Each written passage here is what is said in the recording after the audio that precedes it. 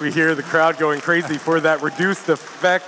And I think it's really important that there's two ways to really balance an operator. Either nerf them directly or introduce a counter to them. Yes, and that's really what Finka is becoming to Ella. And are there any other gadgets like that she has some resistance to? Yes, similar way, we have the flashbang. So it's also a resistance to flash from your own team. It is not at all yin. It's not an immunity. You don't see clearly through the flashbang. But if you want to push, synchronize with your teammate, you can flash and be less flash than what you should have been and try to gain this gunfight as well. So obviously, normally a flashbang will white out your entire screen. Yes. There we saw only a little bit of it, and it affects every single teammate that is impacted by this gadget. Yeah, that is the important point. It's not just for you like King, it's all your team that can benefit for this reduced flash or concussion effect. So that reduction is for a team-wide, across the board, when that effect is active. Now, that seems like a pretty powerful gadget. Is there anything else that actually counters Finka? Yes, of course. We have some counters. When the first counter we offer is smoke. The reason behind it is if you are boosted with this adrenal boost, you will breathe faster. And if you breathe faster, the smoke canister will affect you a lot more. And as you can see, if you plant, yeah, that is a powerful effect. That is, you need to be very careful if the smoke is against you. So that's, just to be clear, that's about 30 HP per tick. Yes, that's right. I don't think Smoke is too happy about that in the I'm sorry. So obviously, a really strong counter to Finka is Smoke. 30 HP per tick is pretty powerful. Is there anything, I mean, so you mentioned that you're breathing faster, you're breathing stronger. Does that mean your heart's beating faster as well? Yes, Justin, you're correct. Good spot. Since your heart is beating faster, you will be able to spot someone under the effect of the boost from further away, the same way you used to with the pulse of the old days. So here we're going to see Finka activate the ability, and she gets spotted. She gets spotted. OG Pulse mains rejoice, because that is going to be a nice callback to when Pulse had a little bit of a longer range. And so whenever an attacking team member has that ability active, Pulse is going to have a little bit of longer range to detect them. Yes. Yeah, absolutely. So that's a look at some of the counters to her, but also, can you remove this ability? Is there any gadget that removes the ability? Yes, definitely. Since it's a team boost, we need some things to be able to stop it right away. The first one we offer is Lesion. If the Lesion Mine affects you, all of a sudden the poison from a Lesion Mine will counteract the effect of the adrenal implant, and you will lose the HP, the bonus accuracy, everything you add with the effect of Finka. So that's a really nice buff or counter for Lesion, where he can counter Finka directly with anybody that steps on one of his mines with this ability active. They're going to actually have that removed. Yeah. So is there any other gadget that acts like that can remove this ability? Yes, in a very similar fashion. Echo will be able to do that as well if you are under the effect of Finka. If you enter the site, if you get next to the yokai, it will be able to stun you, and this stun effect will remove the effect from the boost. So there you have it. 2 ways to actually remove the ability, and 2 operators that can actually counter the ability. So that is a look at Finka. We're going to actually check out some pre-recorded video of her as I speak to Simon. Simon, break it down, Finka, for us. I mean, is this global buff ability kind of something that you guys are really excited about? Yeah, we're really excited with introducing global abilities to Siege. I think Finka is going to be a really interesting addition to Siege, but don't be fooled by just the appearance. She's going to require a lot of coordination for your team to be able to pull off like flashy plays with her. We've had extended playtesting with it, and you need to be talking a lot, and you need to be playing a lot with your teammates to get things done with. A lot of coordination that you actually have to have with your teammates. We're going to see that. How do you think that's going to play out in Pro League, where the players are competing and coordinating on the highest level? Yeah, I think there's no doubt that we're going to see some Finka action in Pro League. How fast we're going to see it, I don't know. I think players are going to need to warm up to the new mechanics. It's a huge game changer. She has a global. She can affect everyone everywhere, and it's not like it's non-negligible buffs that she brings. So I think they're going to have to study a lot the interactions and how to coordinate attacks with Finka. But I think we will see her. You mentioned this global ability. We've been talking about it. Is this something that you, as a game designer, are really excited about implementing into the game? This global buff. Well, actually, we were toying around with how to bring healing on attack, and back when we were designing Capitao, his smoke darts actually were at first healing darts, and that didn't work out because the attack is always split up, and it was really complicated for the Capitao to go everywhere and heal his teammates, and so and then we went to overheal, right? And Duck eventually got that because that didn't work out on Capitao either. The overheal didn't work, and so Duck got that. But then Capitao got. It didn't work out for Capitao, so we turned it into a global. It kind of snapped for us. We were like, all right, well then let's just make it with a device that everyone brings in when Finka's there on the team. And so these are some of the ideas that you guys have been working on for a long time to really actually want to implement into the game, where there is an operator that brings a lot of support utility in terms of healing up operators and even reviving them from across the map, but also giving them, this more stable control over the weapon. Yeah, which I think is really one of the most interesting aspects of this ability, is that you can actually impact the performance of your other teammates, is that you can actually boost their performance. Yeah, exactly. And the whole challenge here is to make it happen when it's the right time, because you're obviously going to get, if you're Finka and you're not talking to your teammate, you're obviously going to boost teammates who are not going to need it, and it's going to go to waste. And so it's how to make and it's how to be efficient with your team with Finka. Yeah, and Emilian, as you worked on Finka, I mean, this is a really exciting moment to showcase to the community. What are your, how does it feel to showcase Finka for the first time? Yeah, it is amazing. It's craft something and it end up there. It's a long process developing an operator like that. You heard both of us make the mistake of using the name Rush for her. It's because it's her dev name. And speaking of dev, the way we do usually is we place a lot of things on the table, we toy with a lot of things, and then we filter this to something very specific. It's not a very focused, it's not a very linear path. Exactly. There's so many different elements that you guys are bringing into it. When we tried a global buff for Finka, we tried a lot of things. For example, something that went out fairly quickly was buffing the speed, which meant literally for speed Ash, and that was we decided to remove this from Rush. And I think the community would be really happy to not see that. Exactly, and I think it's a good choice. And that's the way. Usually you push your operator as much as you can with a lot of things, and eventually you say, okay, this works well, let's keep it, and this do not work so well, so let's remove it from Rush. And then you craft her, and then you get to release, and it's super exciting. And we get to see what the player actually do with what you made. Yeah, and as you mentioned, it's a lot of collaboration, a lot of coordination that players are going to need for Finka in the game. Is that something that you guys really try and push? Is that tactical aspect of Siege that is so important? Yes, definitely. Coordination is super important. This is a two element with Finka. Is you've seen that this is team-wide, you need to be coordinated. And also, it has super strong interaction. Like, you need to know if there is a smoke, you need to know if there is a lesion. This is super important. And there is a reason behind it. As JB mentioned a bit earlier on the panel, we want to introduce something new that you will hear a lot more tomorrow, called the pick and ban. And in that context, having strong operation between operators means you don't need to know just your teammate, but you need to know everyone, what they're doing, what is on the board, how you can interact with those things. And strong interaction, like Smoke Finka, like Legion Finka, or Ella Finka, this is super interesting for us. Pushing the boundaries of the coordination and collaboration and communication that is so important to Rainbow Six Siege. That is Finka.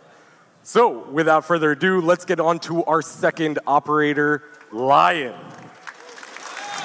Lion is from the French CTU CBRN unit, and he comes equipped with what on the surface looks like an Intel gadget, but I think there is a little bit of depth here, and to explain that depth, Simon, please break it down, the game design intentions behind Lion's gadget. And so we were designing in terms of globals, and so we'll see now in action. There's the flying drone in the sky, and then he activates a tagging window where he can catch all of the defenders that are actively moving during that tagging window. So he actually has this ability, and break it down to us exactly how it works. And so you will start by getting a window of warning for all players on the map, and once it goes, there's a 4-second window, and if you are caught as a defender moving during that window, that time frame, you will get your position tracked in real time. And I don't think we saw that just right on that first asset. So let's take a look at how it actually works in action when he activates it for the first time. So let's take a and actually we're going to take a look at it from the teammate's perspective. So now we're in the POV of Zofia, and she gets the information, and she gets an easy wallbang there, thanks to great coordination between her and Lion. And so that's all that I've been saying but it's all about coordination. But these globals, if you use them alone, they don't work out. You need to work with your team. Yeah, so introducing another collaboration element. Of course, that was from the perspective of the teammate when that's activated. And that's, I mean, it's such a powerful tool to provide intel. But as I mentioned earlier, there is a little bit of depth here in terms of how that works on the actual defender side. And there's two different kind of states for the defenders, moving and standing still. So what happens when you're moving and Lion activates its gadget? So when you're moving and Lion activates his gadget, we'll see now classic Ella roaming Watchtower, and she gets caught moving during that tagging window, and Lion can just swoop in and get the kill because he knows exactly where she is in real time until the time window ends. So obviously, as you're moving, when you're moving this and Lion activates his gadget, you're going to get that red line around you. But there is a way to sort of prevent this by standing still. What does that look like? It's a soft counter to the ability. You have a choice to remain still, and when you remain still, you do not get tracked. But now we see Pulse is wiggling around, trying to wiggle the angle, and he gets detected by Lion. But Lion is not careful. He did not see that Ella was there. And so it's not hard intel that Lion provides because you will never get 100% accurate information on all of the defender's position. So you need to use it wisely, pair it with droning to be efficient with it. Pair it with droning to be efficient with it, and it really plays with the psychology of the defenders, and this is really kind of like crowd control. It's kind of a soft crowd control, yeah.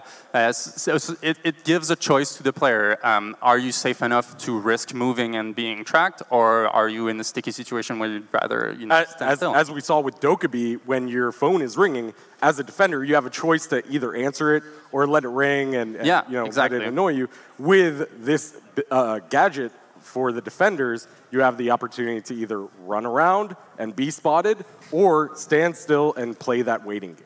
Yeah, and when you pair that with droning, say you find someone in the bathrooms droning with your drone, and you call out to Lion to activate his ability, you know you have him there, and if he moves, you will 100% know. And so that's very valuable information paired with droning. Absolutely, very valuable information. And what kind of situations does Lion shine with that valuable information? He shines in many situations, but on the retakes, he's a monster. So now we see the little Jaeger coming for a nasty roam, but he gets denied instantly, and now they go in for the bomb plant. And we'll see Lion activate his ability, and now the defenders have to move, right? They need to retake this site.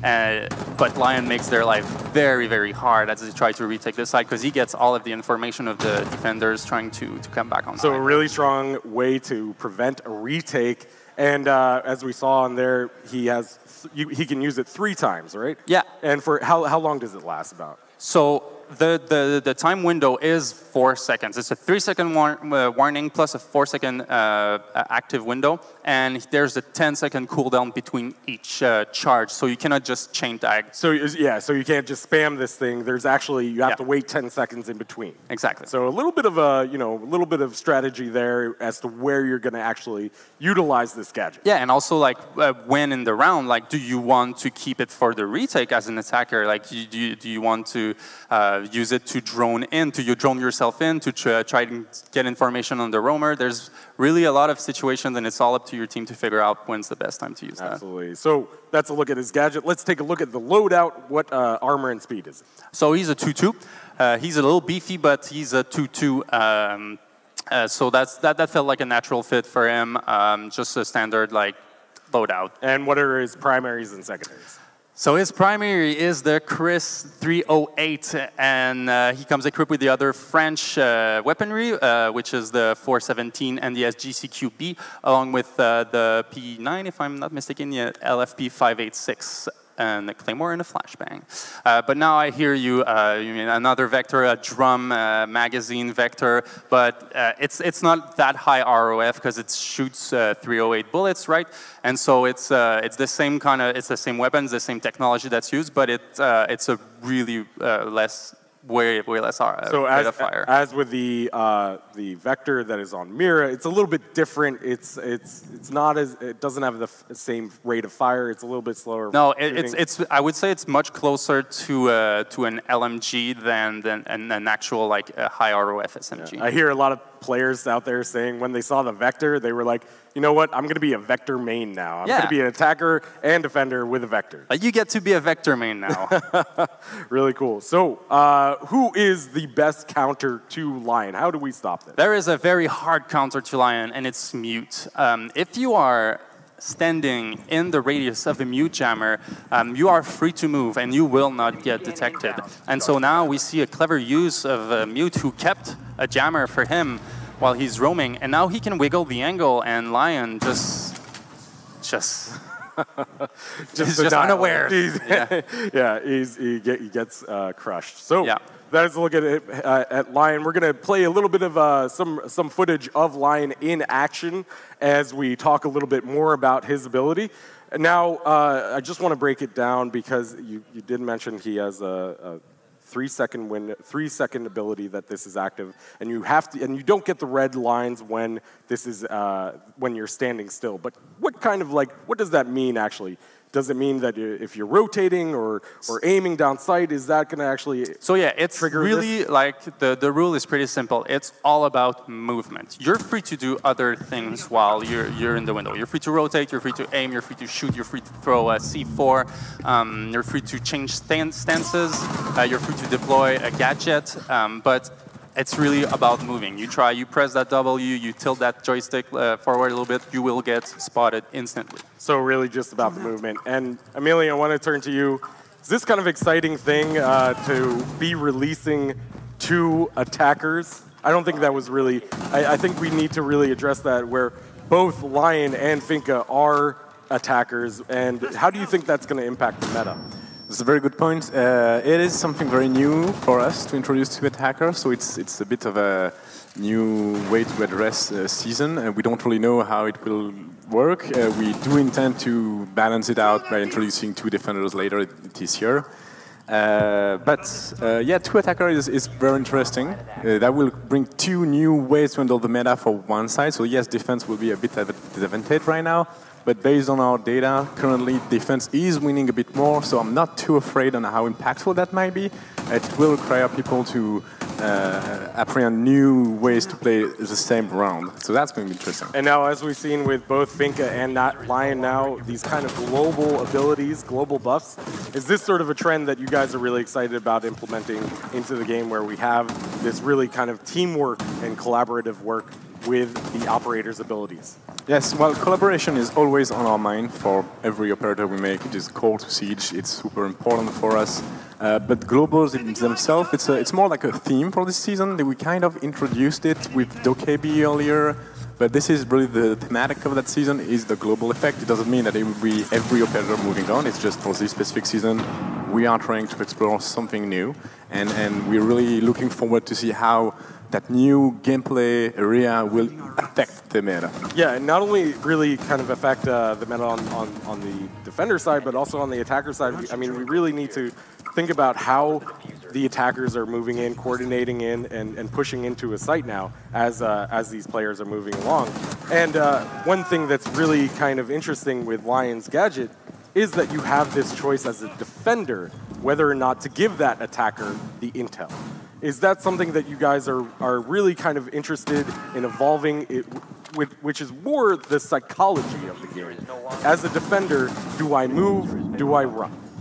I mean, yeah, we've been looking at this kind of psychology. I mean, as Emilien said, we're really focusing on bringing new gameplay to Siege. We believe that's a way to keep a game fresh, and we're just, as designers, I mean, like, this is really exciting. We want to bring new kinds of gameplay. Like, Siege is never going to stay the same for long. We're always going to be changing the formula a bit and introducing all sorts of new gameplays, and yeah, get ready for it. There's some good stuff coming. I think as soon as players get comfortable, you guys come in and just like mess it all up. Especially whenever somebody asks me why doesn't Bandit or Jaeger have the ACOG anymore, you know, it's because we like to change things up a little bit. Well, we have competitiveness at heart too. You know, we can identify when some things are broken. We introduce new rules. We just like to keep players on their toes. Keep players on their toes, and they will be definitely keeping players on their toes with the addition of Finka and Lion. I'm so excited for these operators. So that is a look at our two new operators coming with Operation Chimera on March 6th.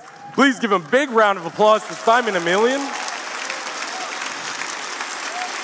But that is not all, of course, with Operation Chimera. We always release a few new cosmetics, and we are also releasing an Ash Elite skin that will be free for all players. As long as you play one game before March 6th, you can get this free Ash Elite skin, which we'll be talking about tomorrow during the Outbreak panel, which is really cool. And then, of course, we also have customized BDUs for both Finka and Lion, which play within the theme of the operation and really customizes them from head to toe, which is really great. They look incredible. This is a look at Finka, and here's a look at Lion as well in his new seasonal BDU, which I think players are going to be really excited for. And of course, with Operation Chimera, there's going to be a ton of fixes and game improvements.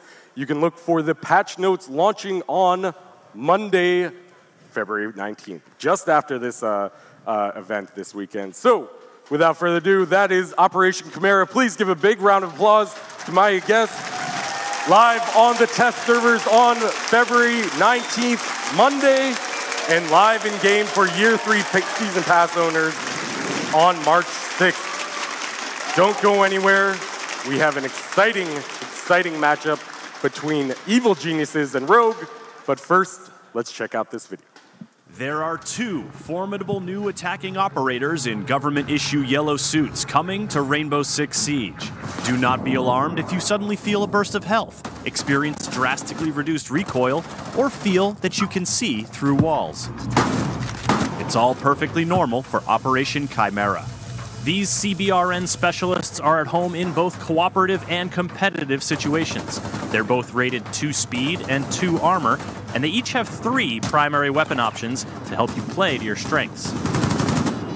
Let's start with Finka, the Spetsnaz specialist who's here to enhance your performance with her Adrenal Surge ability. By triggering nanites in the attacker's bloodstreams, Finka juices her whole team with a veritable pharmacopoeia of boosts and buffs.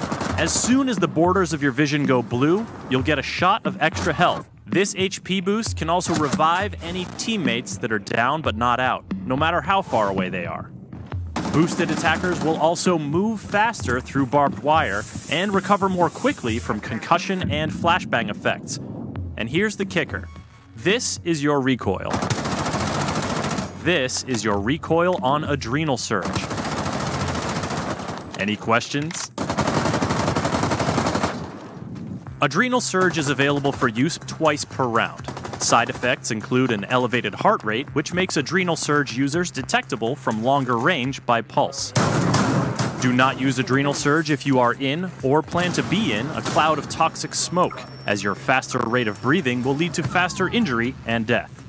If you step on a goo mine or get zapped by a yokai drone, the effects of adrenal surge will cease immediately.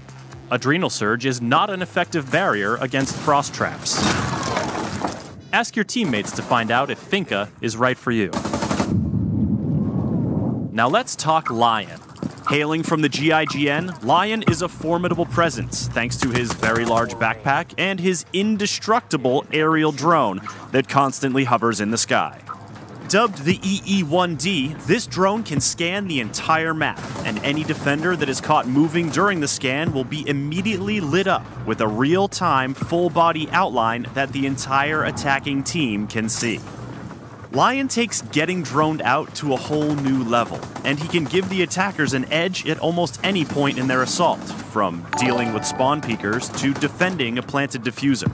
But there are a few ways the defenders can fight back. Once Lion activates his drone, both attackers and defenders will see a countdown, letting them know the scan is incoming. When the scan goes live, a visual effect kicks in and a timer icon appears on screen to show you how long it'll last. Once it's gone, there's a cooldown before Lion can scan again, and he can scan 3 times per round. The easiest way for you defenders to avoid getting tagged by the scan is to simply not move your feet. You can rotate in place, aim down sights, fire your weapon, and even change stance without being detected, but the second you move your feet, you're tagged. Mute jammers will disrupt the scan, so you can freely move as long as you're inside the jamming radius, but the moment you leave, you're tagged.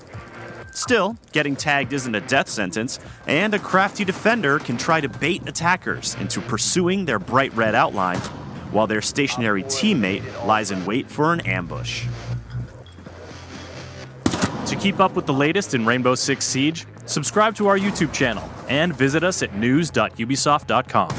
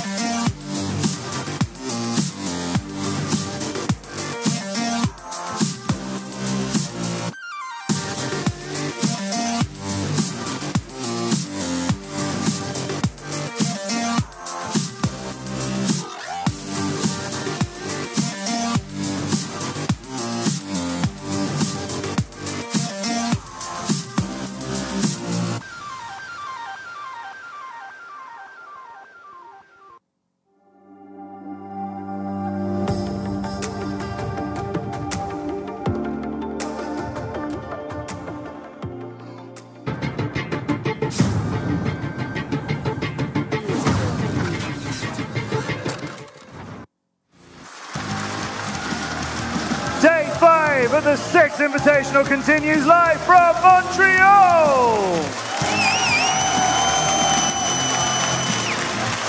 Who put my face up there? Right. Thank you, Montreal, for being so amazing with us here in your city. Of course, the home of Rainbow Six Siege. Day 5 then. Oh, it's drawing a little bit towards the close of it. Oh no, but we'll be back tomorrow with, you know, the World Championship on Rainbow Six Siege, as well as a reveal of Outbreak. You've just seen about Operation Chimera, but the 4-week special one-off event, Outbreak, that'll be revealed to you tomorrow, so make sure you don't miss that. We also have, tomorrow, an incredible all-star match featuring pros from NA and Latin America against pros from Europe and APAC. Scratch teams that we've all been voting on here, on who we wanted to see. The players have been voting on amongst themselves who they wanted to mix up as well. That's going to be a lot of fun. That's going to be live to you tomorrow from Montreal. But before we get to that, we have a half of a World Championship sorted out in the shape of Penta Sports. Their opponents are from NA, but which one? Well, I'm joined on the desk by Zoronic and Wilkie, and it is time to get into our second semi-final, which features Rogue and the reigning world champions, Evil Geniuses. So, just being flanked, we're safe here. Zoronic, though, we didn't have you on the desk for that last game, so just quickly, that last semi-final, what impressed you about Penta? Pretty much everything. I honestly thought we were going to see a bit more forth and back. But yeah, as Wilkie said, it seemed like by third round on Bank, they kind of knew what was going to go on. Yeah, I had a chat with Shaz, and he said maps-wise, as far as they were concerned, Black Dragons made some mistakes in their picks and bans, because when that map phase was done, he was like, yeah, they've given us things we really wanted here. So yeah, and it turned out that way. It was a fairly swift, good game, but 2-0 game in that semi-final, which is Penta through to the final tomorrow. EG or Rogue, though, is who are going to be facing them. And as you can see, backstage, those are the Evil Geniuses. This side, ladies and gentlemen, Rogue are ready. And I know you are ready here, so let's welcome them out to the stage. The reigning world champions, Evil Geniuses!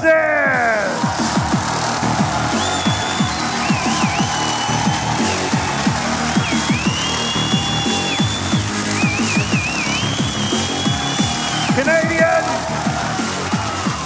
Young NVK, BC, and Necrox are Evil Geniuses!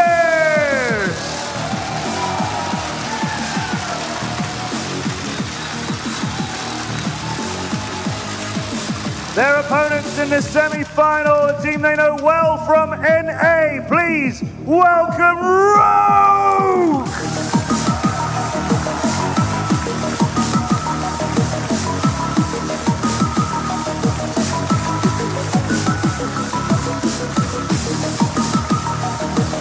Eclipse, Avian, Slash, Brian, and Easily are here, and they are Rogue!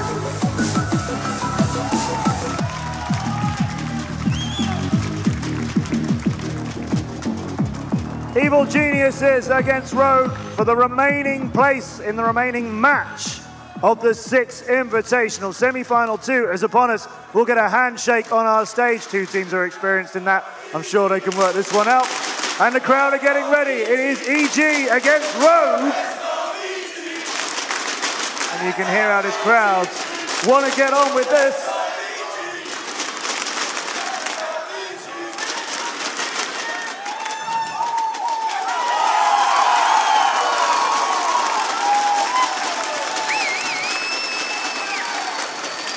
So you can hear how excited we are here live in Tohu in Montreal for this semi-final. A lot of support for both teams, perhaps a little more for EG. Guys, this is a really good contest, and the winner of this will face Penta, but who could it be? Let's talk first about Evil Geniuses. Yeah, Evil Geniuses is the maybe one of the hardest working teams in the whole scene, and at the same time, the nicest guys out there. Like in every event, no matter what, they're always there, smiling, chilling with other players from every other team, and it's just really nice guys to be around, especially Troy. And last time in Sao Paulo, like it was so hard to see those guys when we beat them. Like they took it so damn hard.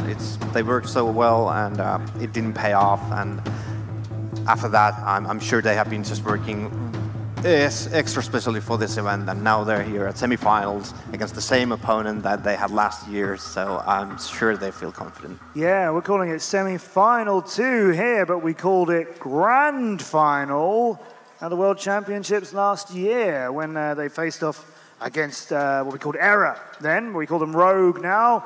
Roster changes, okay, but here we are, and we know that this is basically a rematch of last year's grand final. That's something to look forward to, Zaronic. Yeah, I mean, Rogue stated that they thought they were maybe a little bit unfairly expected to not do as good as they did. Okay, yeah. I feel like they've definitely proved what they're capable of now, and I have talked a little bit to them backstage, and I know they got a few things up their sleeve. I don't want to spoil anything, but it's going to be a good match. You're right. We have looked over, maybe glossed over, maybe, or just simply not given the credit that they deserve. Rogue had one of the best routes to the quarterfinals. They were great. They turned up. They played their games. They went, and we all went, oh yeah, Rogue were here, and they're in the quarters. They put Apax Mind Freak away 5-1 on Clubhouse, 5-3 on Border. And then they won the winners bracket match over Team Liquid, scoring 2 5-1s along the way on Cafe and Consulate, respectively. So yeah, great performance from them. And they're into the quarterfinals. They did great yesterday. They're into the semifinals. And yes, perhaps nobody's really considered them the possible finalists that we did last year. You know, they were there last year. I don't think a lot of people thought that they were going to be in the semis or even in the finals if that happens now. Yeah. But it might be a little bit unrightful to think that, because they are definitely a good team and they've put in immense work. I know how Ranger works, and he's a busy dude. He really helps out his teammates, and backstage they're all sitting and talking about every little move they can change to maybe just win one round in a map. That like it comes down to, you know, tiny portions of each round to have them perfected out.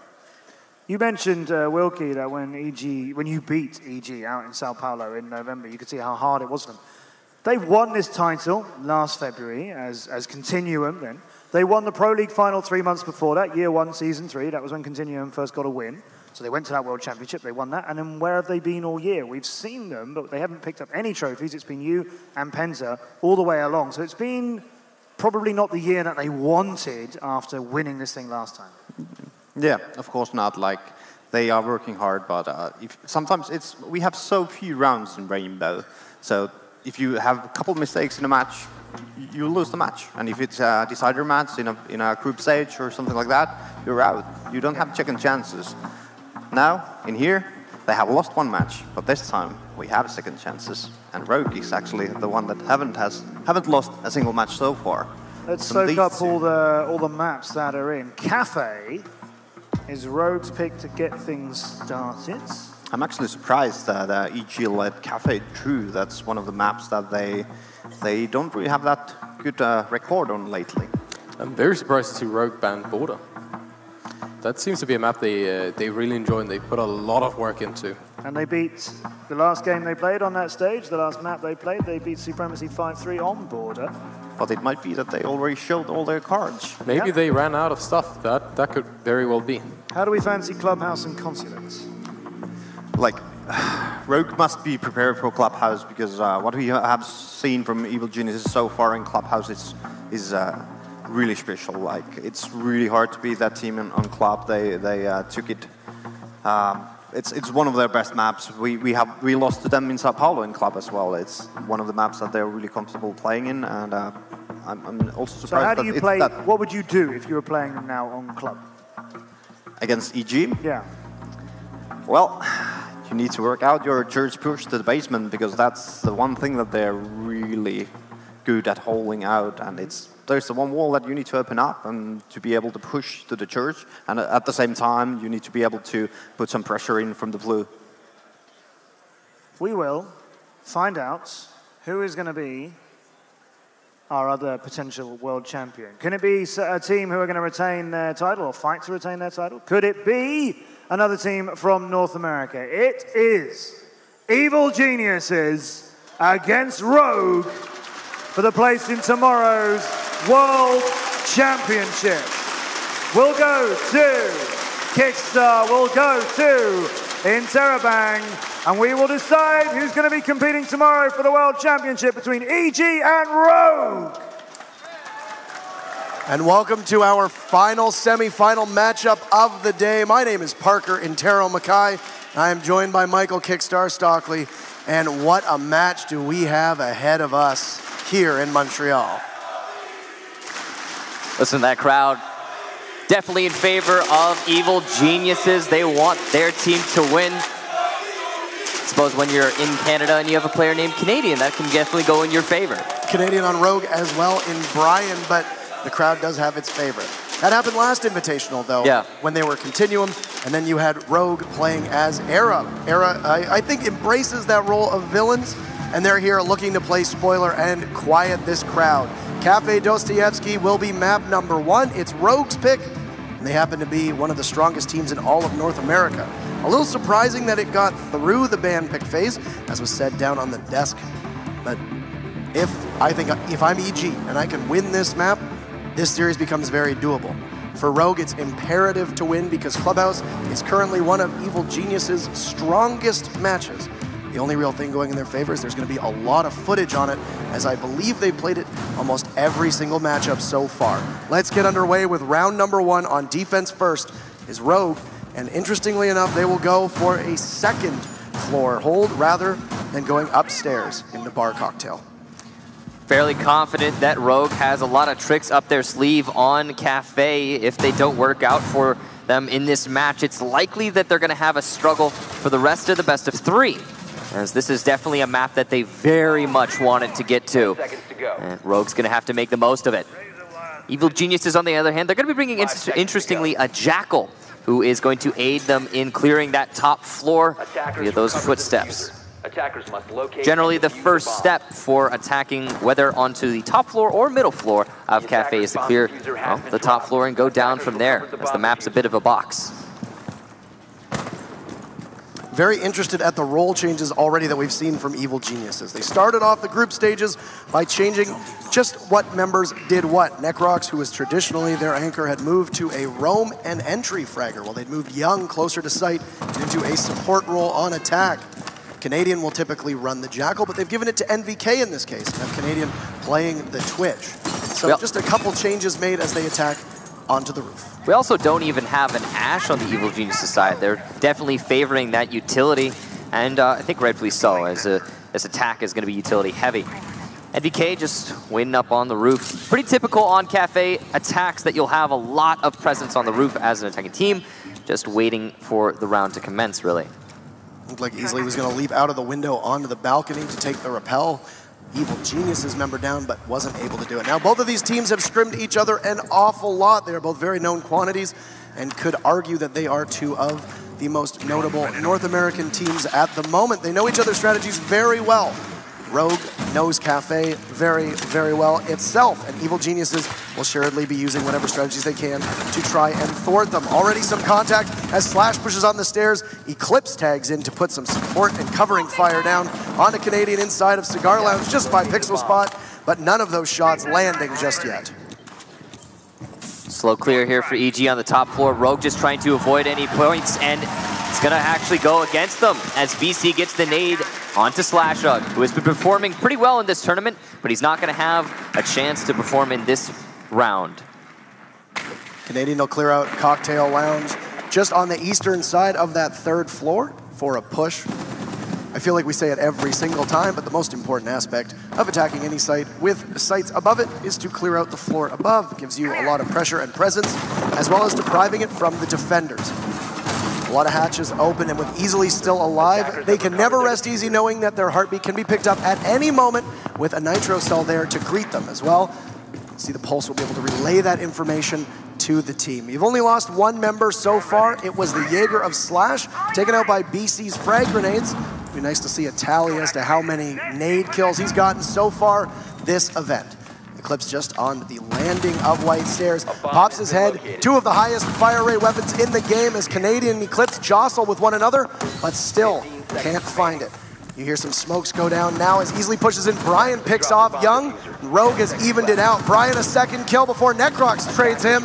And now it's 3v3. Trying to get to sight. BC to Easily, Eclipse to BC. They're running out of time, but Eclipse and Avian take it, and Rogue get round number 1.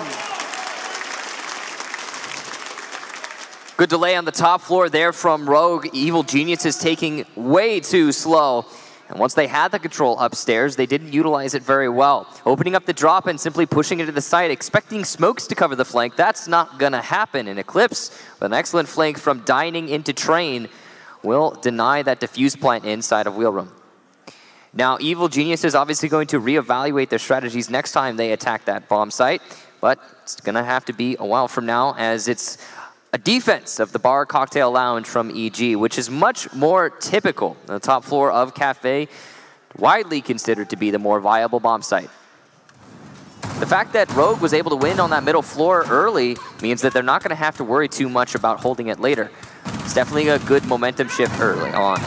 There's always a gamble when you take a site that is seen as potentially less viable than the main site, especially on Cafe, because now they can rest a little bit easier going up. The other downside is that you end up losing that round. Really what matters more than anything, as I say really 3 times, is that, is that you now find yourself in a position holding a lead. So they'll go to attack. We've seen a lot of Ying and a lot of Zofia used in conjunction with one another can be particularly deadly. You can blind them, you can smoke them off, and then you can concuss the ever-living heck out of them onto the actual site itself, allowing one of your entry fraggers to be able to get in.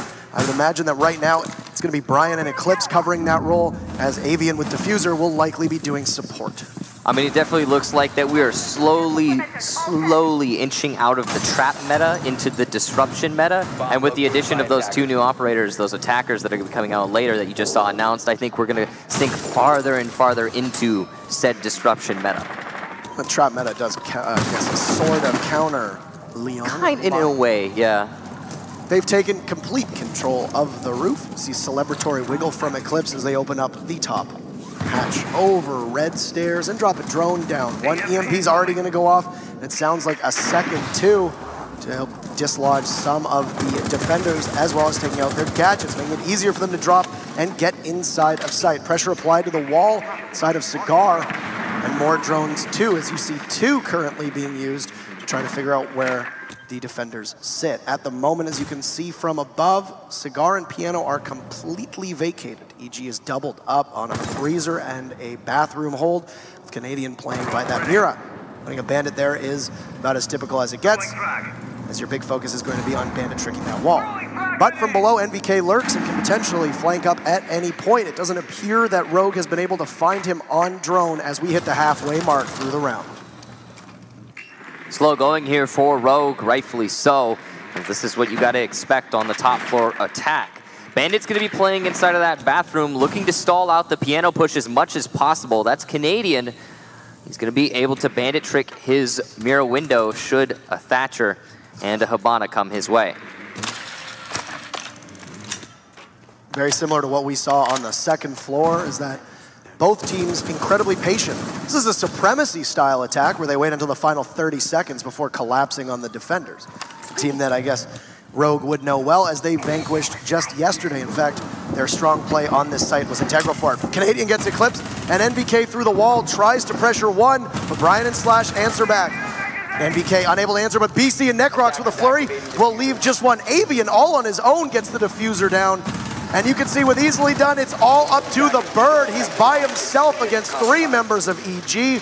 Will need to guard that diffuser. But outside, NBK comes, takes them down like a clay pigeon. They grab that diffuser, and we are tied at 1. Defense now looking pretty strong on Cafe. Different bomb sites from each team, but the way that EG held that was pretty beautiful. They didn't overextend in any instance. They had control over everything they really needed, which was the reading room downstairs as well as the main bomb sites upstairs. A little bit of a misread from Rogue. They played it way too slow, expected maybe some aggression for some picks, but it just wasn't happening there. And as they made that final push into the site, they had nothing going their way, no amount of control that would aid them, and not enough disruption to really get that diffuse plant down and actually cover properly.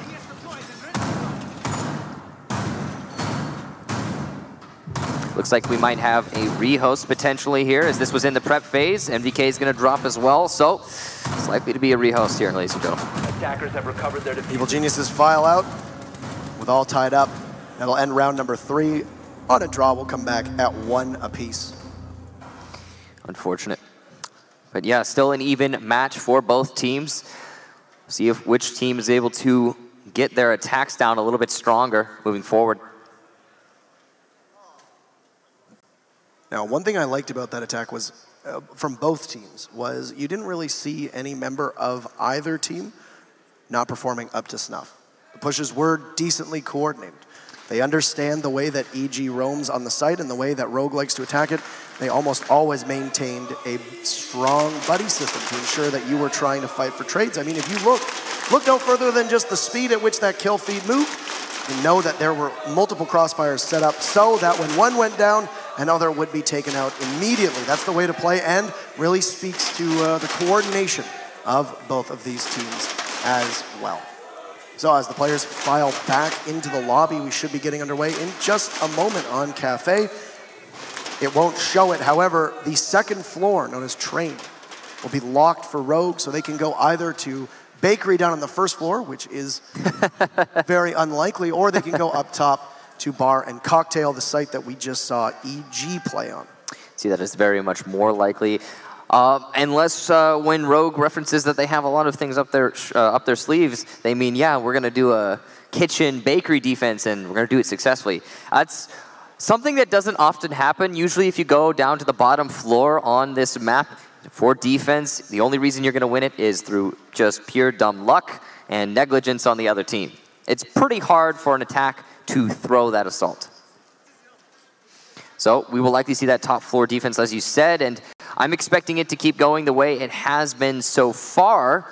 As you said earlier, a lot of these engagements just going as you would expect because no one's really not showing up. Everybody is present and accounted for, names on point, and their gameplay is as you would expect. I was a little confused as to what they had the Zofia of easily doing downstairs. He took NVK in a 1v1. I would imagine that he was probably stuck either on flank watch or a delayed clear.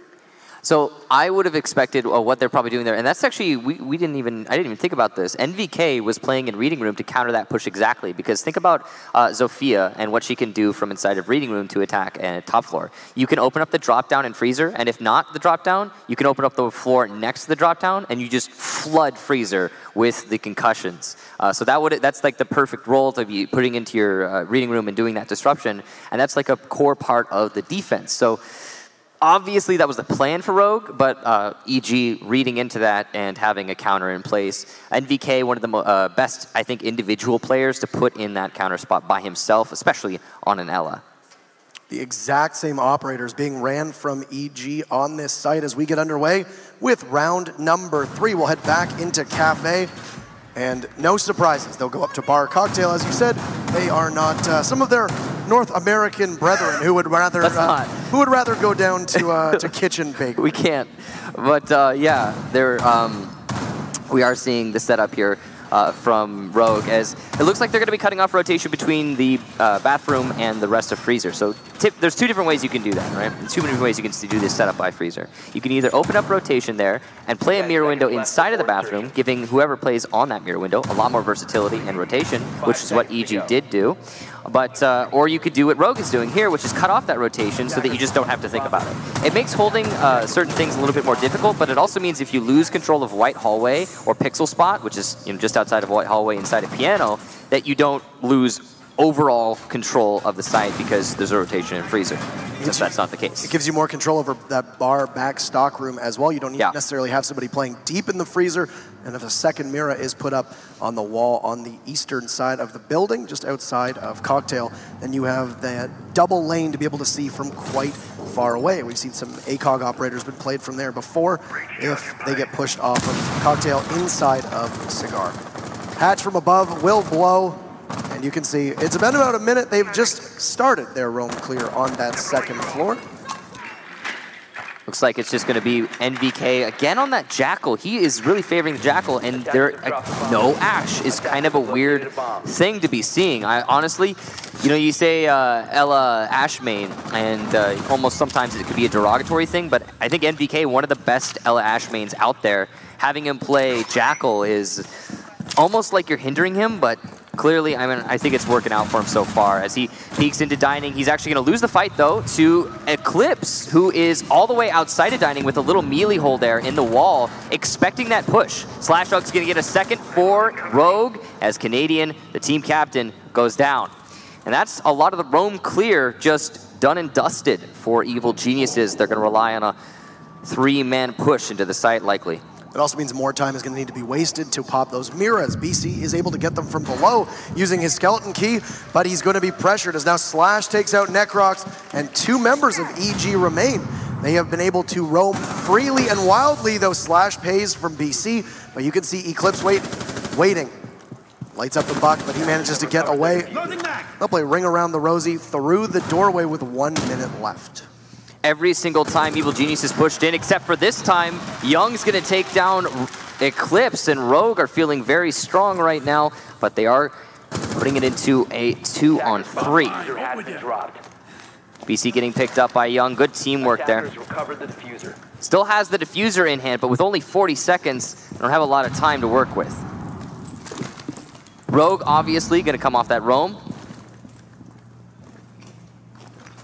See, they'll creep up top of red. They're both together. There's still a smoke and a yokai in play, as well as a nitro cell. There's 3 operators worth of utility to stop a push in its tracks when both members of the attack try to flood in through the same angle. Brian will seek the comfort of Cocktail Lounge, and a smoke goes off a little early. He'll outduel BC, even though that Akong has a much greater range and easily shreds through Young. Rogue regains the lead.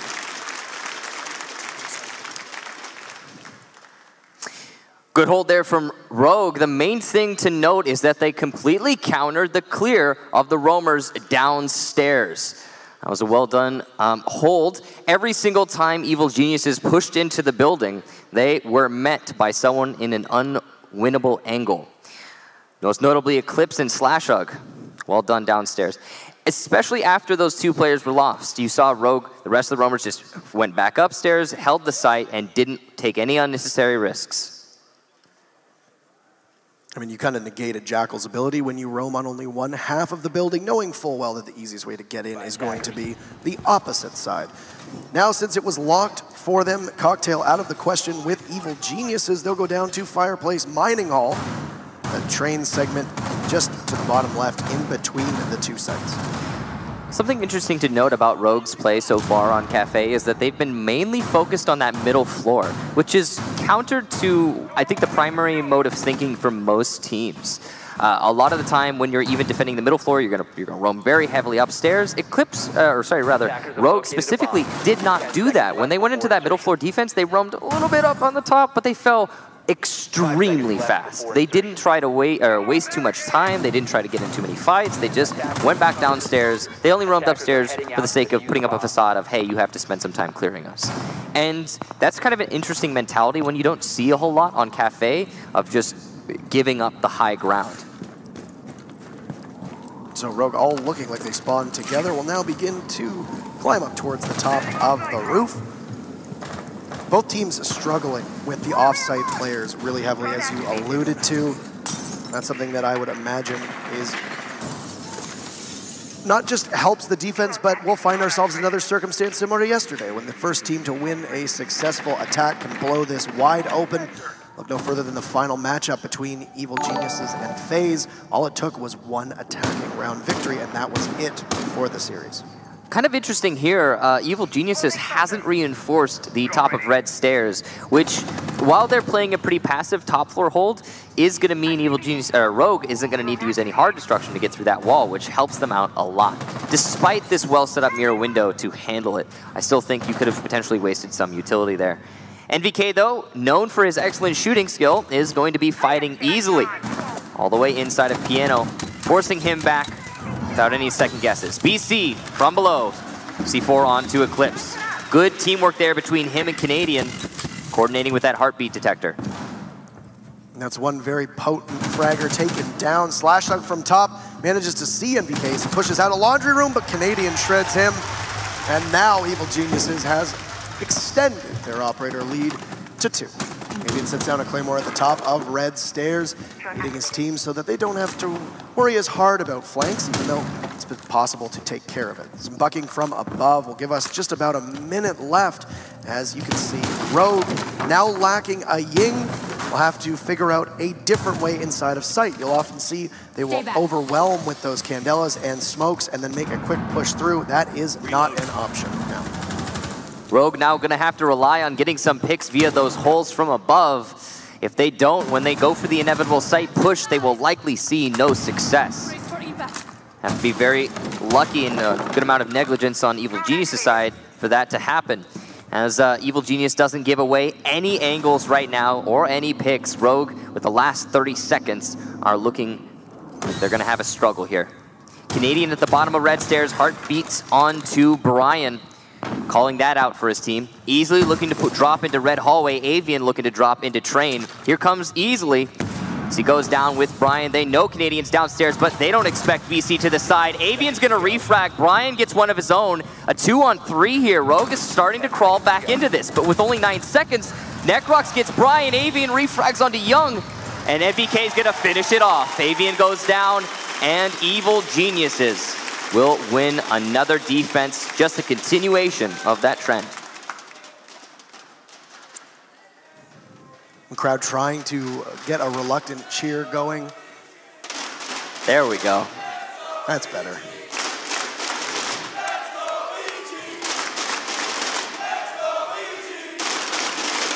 Rogue will go back to defense. They have cocktail locked, so train, or rather, the section around train that we call train, but Fireplace Mining Hall will likely be the site, and indeed, that's where they lock in right now. And it will likely be these two sites that the teams quarrel over and between. Very important to note that this is Rogue's map pick. They definitely wanted to go to this map, and it's seen a bit of a struggle despite that fact. Evil Genius is just as lethal on this map as any other. Let's talk about the map bans for a second here, because I think that this strongly favors Rogue. I'm very happy if this is the scenario that we have. Cafe is typically a very strong map for Rogue. We know this. They are one of the best teams, not just in NA, but possibly all of Pro League. They go up against Supremacy, who themselves, we've been told, are quite a phenomenal team on that map in EU. Clubhouse as second is a map that, despite it being strong for Evil Geniuses, we saw them lag behind on. They were challenged by 1UP at least once, and FaZe as well on that map, showing that they are mortal. They are absolutely beatable. If Cafe goes to Evil Geniuses, as I said before, I think that Rogue is in trouble, so it's imperative that they take this away. But if Cafe goes to Rogue, Clubhouse is probably one that EG could lose and find Rogue taking a 2-0. I think they got, right now, these bans, in my opinion, strongly favor Rogue, and that should be wind at their back. On the other hand, the third map in the series, which is Consulate, I do feel like, knowing these players personally, that it will favor Evil Geniuses. A map that a lot of the Evil Geniuses guys have just, on a personal level, not just a strategic level, they really enjoy playing. It's something they're going to be looking forward to, I'm sure, if Evil Geniuses doesn't get that 2-0, which, as you said, isn't very likely, given that these first two maps slightly in favor of Rogue. Now, that said, these two teams do really know each other inside and out, as you stated as the match started. So, while I think this is a ban phase in favor of Rogue, it can only be ever so slightly, and I don't think it's going to matter too much in the long run, certainly not in the match overall, given that they both know each other so well. Slash positioned on one of the landings of White Stairs, has an ADS at his disposal to shoot any of those projectiles through the air before they get to him. You see one frag grenade goes. It did sound like it detonated just a touch too early, so it won't burn any of that ADS. BC will now throw a grenade up and discover that there is indeed an active defense system there. Wouldn't have really mattered. There's nobody standing on the White Stairs anymore, and Evil Geniuses has spent a lot of time and utility trying to clear out that roam. They've done it successfully, and they are going to start using this top floor control to their advantage. Now, last time they had this, they had a good amount of pressure being put downstairs, but couldn't get a single pick as a result. So that's going to be the thing they aim to change this time. Or at least evil geniuses as compared to Rogue. Now have to speed things up, and even doubly so, as Canadian is the first casualty. The IGL and captain of Evil Geniuses falls to Slashug's carbine of the Jaeger. You've lost your sledge. You'd already used one frag grenade, but still with that soft destruction from above, that could be quite handy, especially in applying consistent pressure after getting down to the site. But BC eliminating Avian, that's your castle. His gadget's already down. Most pressingly is that Pulse still on the move. Right now playing just outside of Bakery by the main corridor. Downstairs is spotted on a drone and gets pushed easily. What a read, and Young falls. But Slash and Brian adding to that. EG right now relying solely on Necrox, who manages to eliminate the Pulse. Brian seals the deal. The defense right now, 5 consecutive rounds. Rogue once again regains the lead. Defense, defense, defense. Continuing that trend. Never ending seemingly on Cafe. Now, because none of these teams are going to have to defend the bottom floor, that'll probably just continue to be the trend, and we might see OT just favor the team that gets, you guessed it, that defense first. Or the team that breaks the trend as per usual and wins an attack will put themselves in a landslide position and win the map out. Bar Cocktail Lounge, the defense now for EG. They are likely to defend it similar to how they did last time. I really like the way they do it too. Pushing all the way back, not trying to overextend themselves. They use the bathroom and the rotation in said bathroom, but the way that they do the main freezer, that doesn't really play too much for Rogue. Everybody on Rogue right now firing on all cylinders. This was before the rehost, and now extending into it as the scoreboard that you see before you does not fully represent. Correct. It doesn't have every single person's kills on it, just from the rehost itself. Now here's something interesting. We're going to see a Capitao and a Glass get brought out. Last time around, it was a Ying that was brought along with an Ash. In this case, they've been traded off. They're going to go with what appears to be a very heavy smoke push, using that Twitch to get the mirrors out, fire arrows to dislodge them, and then a drop either through that red hatch and a push inside. I'd imagine that's how they're going to aim to get that diffuser down. Great thing about the Capitao smokes is they detonate on impact, so you can do a lot of creative things with them. For example, you can smoke on the skylight itself, so when you drop, there is no visual cue to the defenders. They won't know about it. No other smoke is really capable of doing that in this particular situation, so you can highlight it right there. You can put it on the skylight as you drop down. Another thing you can do is you can put them directly on mirror windows, which means no matter what, if somebody's playing near one of the mirror windows, if you're unable to disable them, then they won't have much visual at all. So, Brian going to be a very important operator in this attack, depending on how Rogue chooses to go about it. We have Avian with the diffuser duty yet again. I would argue that right now you're relying a lot on easily to be able to take care of those mirrors and then Brian to follow through. You lose one of those two and your job gets a lot more difficult. The saving grace is that Slash on that Glass will have smokes himself. So even if you do lose the Capitao, which would be seriously detrimental to your chances on attack, you would have Glass being able to cover it and see through, as we've seen many, many times so far over the last couple days. Drop through Red Hatch, move inside of Cigar Shop, look towards Piano, easily eliminating NVK. That Roamer, he's not going to get the best of him this time. It was NVK taking easily down before. They'll trade back this time. Not exactly sure where MVK died, but it's definitely counter to what he was doing last time. Looks like, yeah, deep inside of reading. So that's easily actually pushing into the building. Brian takes Necrox down from the skylight. That's not supposed to happen, as Necrox seems to have neglected a very common angle. Bandit, that's Canadian, playing inside a bathroom, just looking to hold fast, but it's a very strong man advantage for Rogue. Here comes the smokes. And as they go down, Glaz going to look through them, look for those kills. Sees one, gets the one tap, Slashug. Gets Canadian, a nice shot from him. Can he get the second one tap? Slashug, you're insane. One more to find, that's Young, and Brian will eliminate him. Very first attacking round win. Rogue extends their lead. That was very, very well practiced, and Slash leading by example. That was 2 shots and 2 kills. A beautiful flick from him. And now we have match point because the very first successful attack on this map. Very well done from Rogue, and this again is what we're expecting to happen. So you have to remember that evil geniuses aren't exactly playing poorly. It's just Rogue who know what they're getting themselves into on this map. Now, as the operator selection comes out, Rogue is going to be able to defend the top floor. It's likely the site that they prefer to the middle floor. The only reason I'm guessing that they went to that middle floor first was just to try and trip up EG in some minor way.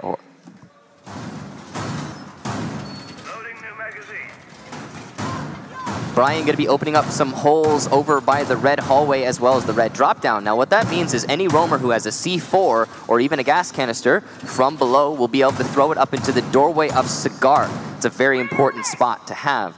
And if you're not even going to utilize it, it still makes evil geniuses think about that spot. A question for you. 10 seconds remaining. EG has ran with virtually the exact same composition every single time they have attacked either side. The only difference, they subbed out a Twitch for a Sledge. It's not really working. Their attacks haven't really borne any fruit at all. Why no change? I'm not entirely sure, to be honest. There is little to no disruption on evil geniuses. They have a set of smokes from NVK. Other than that, none at all, unless you count breaking mirror windows thanks to the Twitch drone from Canadian. BC gonna get eclipsed though, and I'm not okay. That looks like it was through the drone hole. Wow. I have to, yeah, it was through the drone hole there at the top of the white garage. Good angle there from BC, and probably a little bit of patience, although we didn't get to see it. So that's Eclipse. It's a very important player down. But yeah, not enough disruption, I would say, on Evil Geniuses. I mean, we saw just the round prior, the very first attack that was successful on this entire map. Rogue bring tons of disruption, and still how that worked out for them. Slashrock gonna get the kill on NVK with a nice knife, but he's gonna get refragged. Necrox not letting his teammate go unavenged. So they've taken 2 down, both roamers. You've once again facing down the 3 anchor players. These were the same 3 that Evil Geniuses had to deal with last time. Only difference is EG has double the numbers. Still, very potent abilities to prevent you from getting inside of the site. You have area denial, you have the actual just raw killing potential of Amira through that C4, and then the disruption, as we can call it, of the yokai drone. Canadian does get disoriented, he'll dive outside and a rotate. Have killed about half of the time right now, and BC a masterful shot through the floor. Easily had opened that one up last time, used it to his advantage, but EG takes it away from them. There's only 2 members of Rogue left. Avian gonna be on those white stairs looking for BC. He only needs to back up 2 feet and he'll go down. But no, just a little bit of damage onto the lower torso. And Avian unable to secure that kill. BC now gonna be conscious of the angle. He's peeking into it. Doing a little bit of a double play here from BC. He's doing everything. On the east windows, you're gonna see Canadian. He's looking to fight onto Brian. We'll light him up, put him on low HP. That's very dangerous for Rogue. They do pop one of the Miras. Avian pushing off of White Stairs will now go inside of Cigar Lounge to welcome the Thatcher of Young and behead him. Diffuser goes down, so EG can rest a little bit better, but still don't know what they'll have against them. Necrox, his 2nd kill of the round. That is the bird down. Ryan just needs to patiently wait. Unsure if there's still one on Repel guarding the cocktail windows. There's one at Skylight that we know of. On drone right now, it's the Twitch of Canadian. And he waits. Brian sees Necrox. 3 kills for Necrox on the round. EG stays alive and Rogue remains on match point. So now we have seen 2 successful attacks, and Rogue is going to be thrust onto attack now themselves to try and deny that overtime. But it looks like Evil Geniuses are poised to take it all the way to that OT. They don't want to give up on Cafe just yet. Definitely not the match that I think Rogue was expecting going on to Cafe. Probably a lot more one-sided, but there's still potential for them to win it. A very good challenge so far onto a map that Rogue is very comfortable on. You know, historically, if you look further back, like 4 or 5 seasons ago, the Rogue, they were called something different back then, but Rogue were extremely uncomfortable on Cafe. It actually took, I believe, you know what the real change was probably their coach, Ranger. Once he got brought onto the team, I think he was able to bring a lot of new strategies and ideas and a whole new dynamic to their overall squad. So props to Ranger for putting in a lot of work there. He's been heralded as one of the most successful and hardest working coaches Of course, Rogue's success has been overshadowed by Evil Geniuses. That's part of what makes this match so exciting, is while the crowd is overwhelmingly in favor of EG, Rogue has always been the one to not benefit from that same, I guess, appreciation. So, always a good storyline behind it. And of course, one of Redemption 2. For those in the audience or those watching that don't know, this is a rematch. Long time rematch. A long time rematch. You know, these are some of the oldest players in all of North America, and I'm not talking about one team or another. I mean, all of these players are some of the oldest ones. Brian and Easily specifically, I think, is the only one who hasn't been on the PC side since like the very beginning. Possibly Brian as well, but other than that, everyone here has been going at it for a long, long time. Opening the top of Red Hatch and drones going in 30 seconds off of the clock. Round number 6. Match point still for Rogue. Evil Geniuses will either lose or tie it up and send us to overtime. So far, with the 6 rounds, 4 in favor of defense, 2, or rather 8 rounds. 6 rounds, no, 7 rounds. My apologies, I can't count. You know, in terms of mentality, and I'm not talking about the potential for teams to beat each other, this is reminiscent a little bit of Penta versus Ents, just in the way that these teams are seen within their own regions. Now again, that doesn't mean that one team is going to beat out the other definitively, given that stance. It just means that's how a lot of people see these guys. Not scrim partners the same way, though. No, not quite. Not quite at all. So, Bad Blood aside, half of the round over. Some changes for Evil Geniuses as well. We haven't had a chance to really speak on this. Young, who looked so good on Legion yesterday, will run him this time around, and Canadian onto a Vigil. For Rogue, they've taken that Glaz and done away with it, same as Capitao. They're just going to bring the Ying. You've seen there was a run out there that will distract the attention of Rogue, and Easily is dispatched now to try and hunt them down. It's kind of an interesting choice from Rogue to mix up their lineup, considering it worked that one time. I would have expected them to continue to try and hammer that out, but I'm guessing that's probably, again, due to their coach of Ranger, who's just going to be like, okay, we have all these set strats, let's use the right one for the job, and once we use one and it works, let's not go back to it. Easily missing a couple important shots there. That's going to leave NVK with a sliver of HP left, but as an Ella, he definitely has a lot of potential to wreak havoc. Smoke will go down, and that will pause them from pushing through the doorway of Cigar inside of the main area of the 3rd floor on Cafe. They'll buck away at the windows, or rather just knock them open themselves as Easily takes to the top.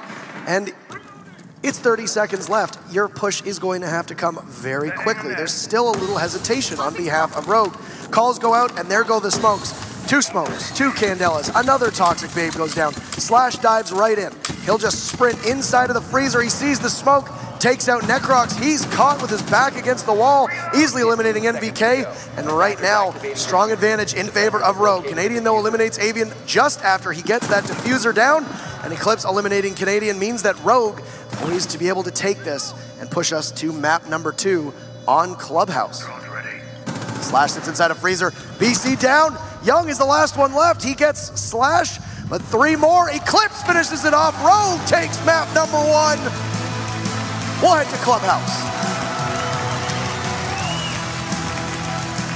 Slash was very proud of himself, rightfully so. Well done, Slash, with a nice push into Freezer, completely defanging the defense of Evil Geniuses. If it weren't for that well-calculated smoke in Candela, it's likely that we would have seen Rogue completely stall out. And that's obviously something that they planned on, they were relying on. Slashug has been having a fantastic job on Ying in this tournament throughout the group stages as well as the quarters. This is the best Rogue team that we have seen so far ever. Better than any Era team previously, better than any Rogue team before it, or any other names that they have opted to use. And it showed. Their 2 last attacks on Cafe were masterful. They executed them well. They were able to get inside, take a couple really important frags, and then push. There was no counter whatsoever to that Ying dropping through Skylight, and it's not every day that you see a Ying be able to pull that off without getting obliterated by a C4 or caught in a crossfire.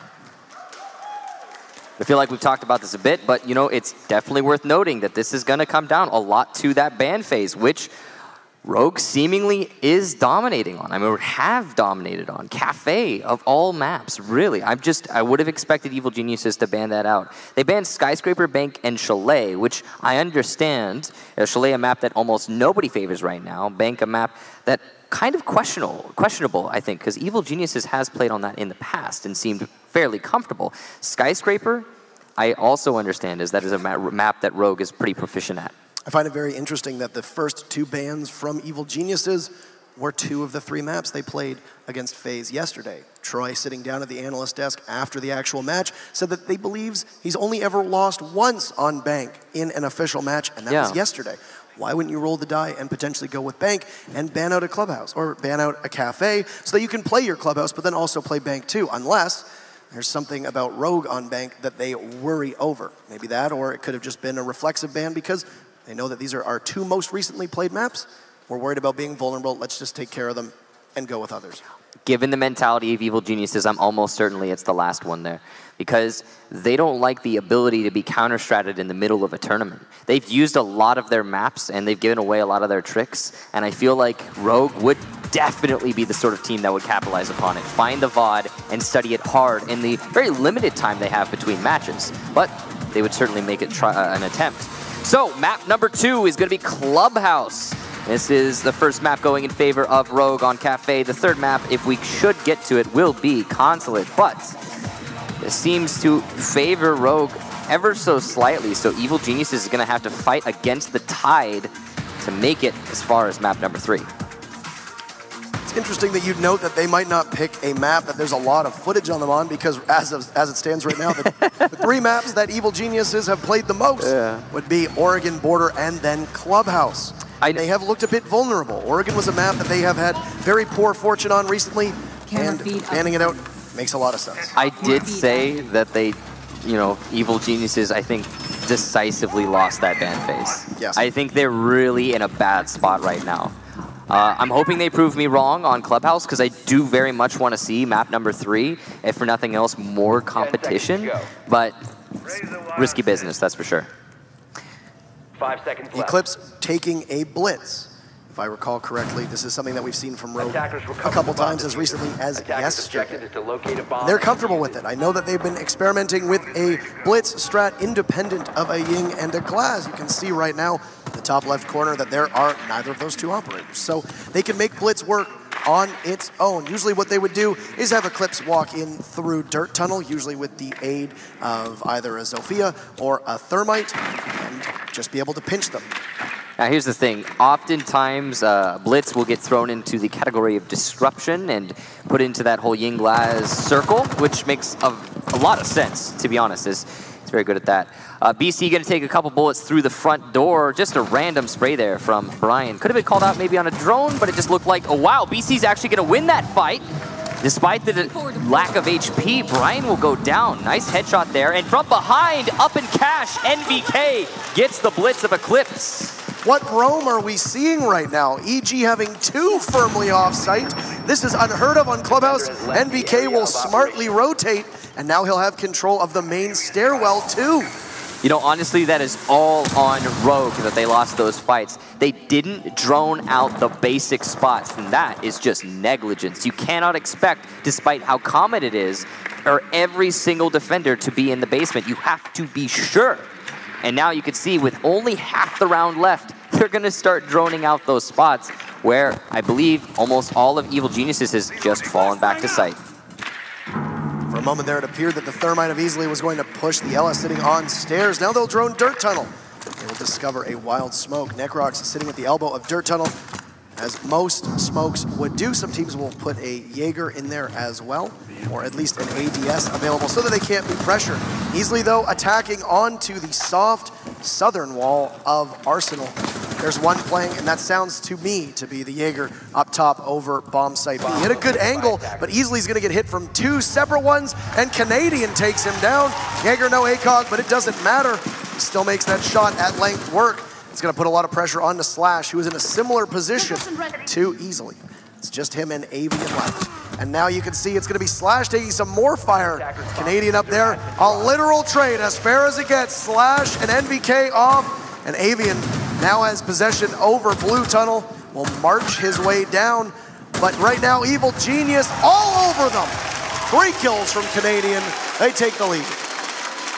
And that's the first lead of Evil Geniuses so far this series.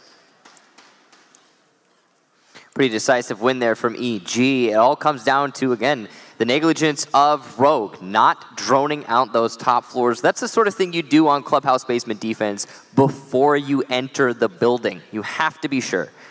And they'll lose a round because they were not. Although the audacity of EG also has to be stated. I mean, going for that roam, it's just, you just don't do that, right? But BC and NVK making it work so well for them. Here's what happens, though. Rogue doesn't effectively drone. There's a bit of hubris, decides to rush right in, assuming, oh, there's no roamers. We can take all of this area to ourselves. Your very first push, you get attacked by roamers. What happens from now? You have to drone extensively every single round. That is EG not only winning a round, but also setting themselves up to have better time management, forcing Rogue to commit more resources to finding people who may be off-site every single successive defense of the bottom floor. It probably was just the case that Rogue is so used to, given that their deep understanding of Evil Geniuses, they're so used to EG never roaming on Basement Clubhouse defense, just not doing that. They're not the sort of team that goes for that sort of thing, not very often anyway. And yeah, just overlooking it. But that's only 1 round. Now we have the second here on Clubhouse. We're having a pretty basic setup from both teams. We have a Glaz on the side of Evil Geniuses from Necrox. No backup smokes, though, so if his 2 should not be useful, then the operator won't be the best pick in the world. You'd expect more disruption along with the Glaz. I mean, you always do, right? It's not quite a blitz. Necrox very comfortable on that role, though. Yeah. We've seen him run it on Clubhouse a lot. Glaz is not an operator who fits into EG's plans every map. It's more situational for them. We'll see some teams who will run a Glaz no matter what. A team such as Black Dragon seems to fit that mold. They will run a Glaz on more maps than they won't. For EG, it's about operator picks. We see that you commented on it, no Ash, while NVK is going to be using that operator. And some swaps already. BC, of course, will only be playing operators that have frag grenades because he can almost reliably guarantee a kill onto the enemy and likely one onto his team every single map as well. You know, you make 1 misplay and get 1 TK with a grenade and it sticks with you forever. BC going to be using that IQ gadget to see Pulse through the floor. Lights up Avian, but doesn't get the kill. Avian now going to be much more cautious using his heartbeat detector, that's for sure. No roamers from Rogue, and the C4 from Avian will completely miss. But actually, no, that was not a miss. That got the Hibana charge, which was on the kitchen drop down. So now we're going to have to see Evil Geniuses use another or just avoid that drop, which is, I think we've seen Young use all of his Hibanas already. So that's just 1 drop, yeah, that will not be opened for Evil Geniuses.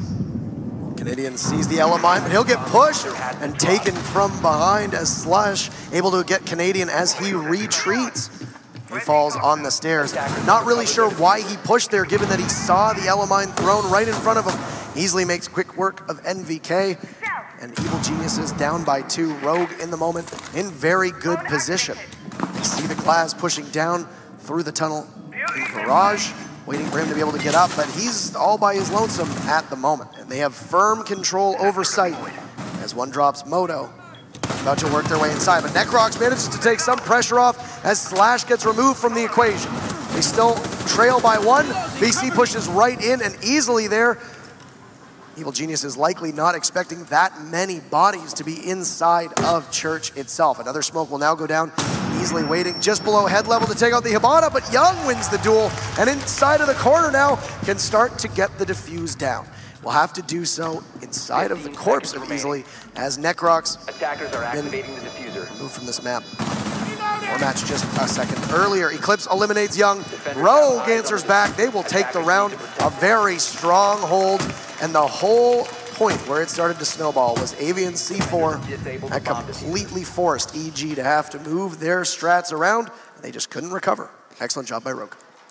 Any strategy that Evil Geniuses had to do with the kitchen was completely defunct by that C4. And usually you'll see an impact grenade used to do that instead because you could just do it right next to the drop. But Seems like they're going to go full committing to that C4. Either way, as long as you can deny the drop being opened up, it really doesn't matter. That might actually, in the future, force Evil Geniuses to bring a Thermite as well as a Habana, because they cannot risk not getting that drop open in another attack. Now, EG, they are going to have to defend the bar stock room, which is not nearly as comfortable as the basement. So they're going to have to get some pretty creative strats going here in order to win this hole. Interestingly enough, both of these teams wanted to face each other. Yep. Speaking to them before yesterday's matches, EG wanted Rogue to win and Rogue wanted EG to win because this was the rematch from the previous Invitational Finals. These two teams really do not always care for each other. And that kind of rivalry is good for the game, it's good for us, it leads to a great viewing experience, and we couldn't have asked so far for a more even contest. Even though Cafe was in Rogue's advantage, it was still very close, and right now, Clubhouse is tied up with EG possibly facing the prospect of trailing, given how vulnerable they can be on this site. You know, you say that these two teams don't really like each other, and I agree. I think on the outside, it definitely looks like that. But there's a bit of a sense of camaraderie between the two teams, given that they have so much extensive experience with each other. It's something you can't really ignore, you know? I mean, they've been up against each other for a long time. Historically, Evil Geniuses have been the team to come out on top. But this is a very reformed Rogue. Again, the addition of Ranger as a coach and Brian and Easley brought on to replace a couple people, they look a lot stronger than they used to. I think, as we stated earlier, the strongest Rogue we have ever seen, no matter the iteration or the team or anything like that. Unequivocally. Yeah. It just seems like they've reached another level, and they'll continue to get better. Easily the newest addition. He's been a strong presence on the team, not just as a team member, but also as a leader. Slash will do primary IGLing duties, but Easley's experience can lend itself to that team and help them out in a pinch. He's also just a really chill guy, easily. He's really relaxed, really laid back. Good mentality bringing to the team. But Evil Geniuses have the same sort of thing going. You know, this is a team that really enjoy each other's company. Their coach, their new coach of Bacon, is also very good at bringing a good mentality to the squad and keeping everyone focused, determined on winning. So, as we stated earlier, two Titans, surely. And I honestly think that we're going to get to map number 3. I hope we do. I just want to see these guys play against each other more. Now in the first minute, complete control of Strip, and then up by the pool table, conceded to Rogue. But since being able to open up that wall with the Thermite charge, they haven't been able to make much else happen because they have not put enough pressure to clear out weight room above. Because in fact, it was FaZe who was able to make as quick of a push, but left Young unattended up top, who in a cascade was able to help lead the team. Brian pushes in and sees the leg of one defender, goes for the pulse, and inexplicably missing a lot of shots before finishing off. Canadian easily drops Young, and they've now managed to clear weight room, but NVK pushes up 2 from NVK. Easley and Avian down. That is not the diffuser. Still in the hands of Slash, but NVK gets 3. He'll get pushed from above. It's Eclipse getting towards him. He'll need to reload, and Eclipse wins that fight with only 2 bullets left in the magazine. Still 2 left, and for the defenders, it just so happens to be a smoke and an echo. Lots of fragging potential from both sides. An absolutely dominant round from Rogue, but then NVK still inside of Jim, bringing it back and putting Rogue now on a 2-on-2 with only 20 seconds. It doesn't look very good for them. As Slashug pushes in through the strip hallway and Eclipse outside the front door attempting to pressure the defender far back in B. Inside of Kitchen Hall, that's the Echo. He's gonna go for the peek and win the fight. BC gets Eclipse. He only needs to find one more. He whips onto the drone, disorients Slashug, and will win that fight. Great play from BC. But more importantly, NVK in that gym earlier in the round. What a great job from him. If somebody shuts NVK down or trades him off at that exact point, Rogue easily wins that round. I don't even know the amount of times that we have seen NVK just manage to snatch rounds that don't seem to be going his team's way, away from their opponents. You gotta say though, the negligence on Rogue, again. Not droning out the roamers on the basement defense from EG, and then not expecting someone to be playing in Master Gym, let alone NVK on Ella. I mean, that's some step skip there from Rogue. And think they just expected it to be Young up there. Young was playing in the weight room. They took him down. They figured, okay, there's not going to be a second up here. Well, you can figure all you want, but if you don't have the information handy, it's not going to do you much good. NVK playing one of the few operators that could prevail in that situation. So a bar stock as well now for Rogue. They are going to put a lot of, I guess, pressure themselves onto Strip at the exterior of Strip and open up that wall that EG had decided to close up before by the pool table. So while that previous round definitely looked in favor of Rogue until an exceptional play from NVK turned it around, now Rogue is going to be looking for the same thing from their players. I mean, this is a bomb site, again, that is not very easy to defend. And that's going to put pressure on each and every one of the members of Rogue to do something exceptional. Strip hold is going to be happening here for Rogue. Avian playing inside there.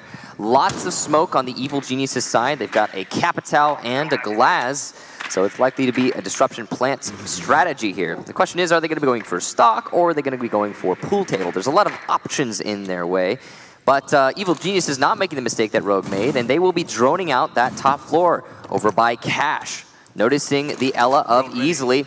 That's going to be, I think, a pretty big focus for them moving forward in the round. If they can cut off his rotation, which would be pretty difficult given the rotation hole at the top of the stairs, they might be able to get themselves a man advantage early. Those glass shots onto the destructible wall will push Easily out of the area. It was the buck of Canadian above, waiting to see where he would run to. You have a couple options. You can either wait patiently and hope that the Ella will come underneath and take her out, or you can make her use one of those frag grenades. Doesn't do much good. Slash, the Jaeger pulls out his pistol and gets a kill on a BC's Thermite. You lost your Thermite. That is not great, but Canadian waits for Easily's rotate. Good coordination from him and Necrox to pinch that roamer of Rogue. You still have Avian, though, from above. He's just inside of the bathroom next to Master Bedroom. Deploying a drone. At any moment, he can bother to come back down. Though, of course, if he is, as he is a bandit, no real ability to rotate whatsoever. Necrox by the doorway of stock, exactly where a Glaz should be, but he has nobody there with him. My apologies, he actually has a Capital there with him. Young, who has found his way over, now also holds the diffuser. He'll just wait. Here comes the smoke cover in just a moment. Young going to try and get the barbed wire first. He's going to ask his teammate of Necrox to lay down the smoke instead. Canadian nading onto the front door just to hold off those defenders. Deny that retake, and here comes the plant. Under cover of smoke, there's not much that Rogue can do, really. A double rotate, though, over by Cash. Canadian's ready for this. He will lose the fight, however. Slash Rug with a nice headshot there. Fuse plant could potentially still be going down, but no, they faked it. Oh no, it's the Echo drone has been denying them the plant this whole time. And NVK gets two. Slash and Avian go down. NVK stepping up huge for his team as Young goes for the diffuse plant in front of the shelving unit. NVK gets a third. Brian goes down and Necrox finishes Eclipse all the way on pool table. 3-1 in favor of EG. A beautiful shot. The crowd has woken up, and EG already stretching their lead.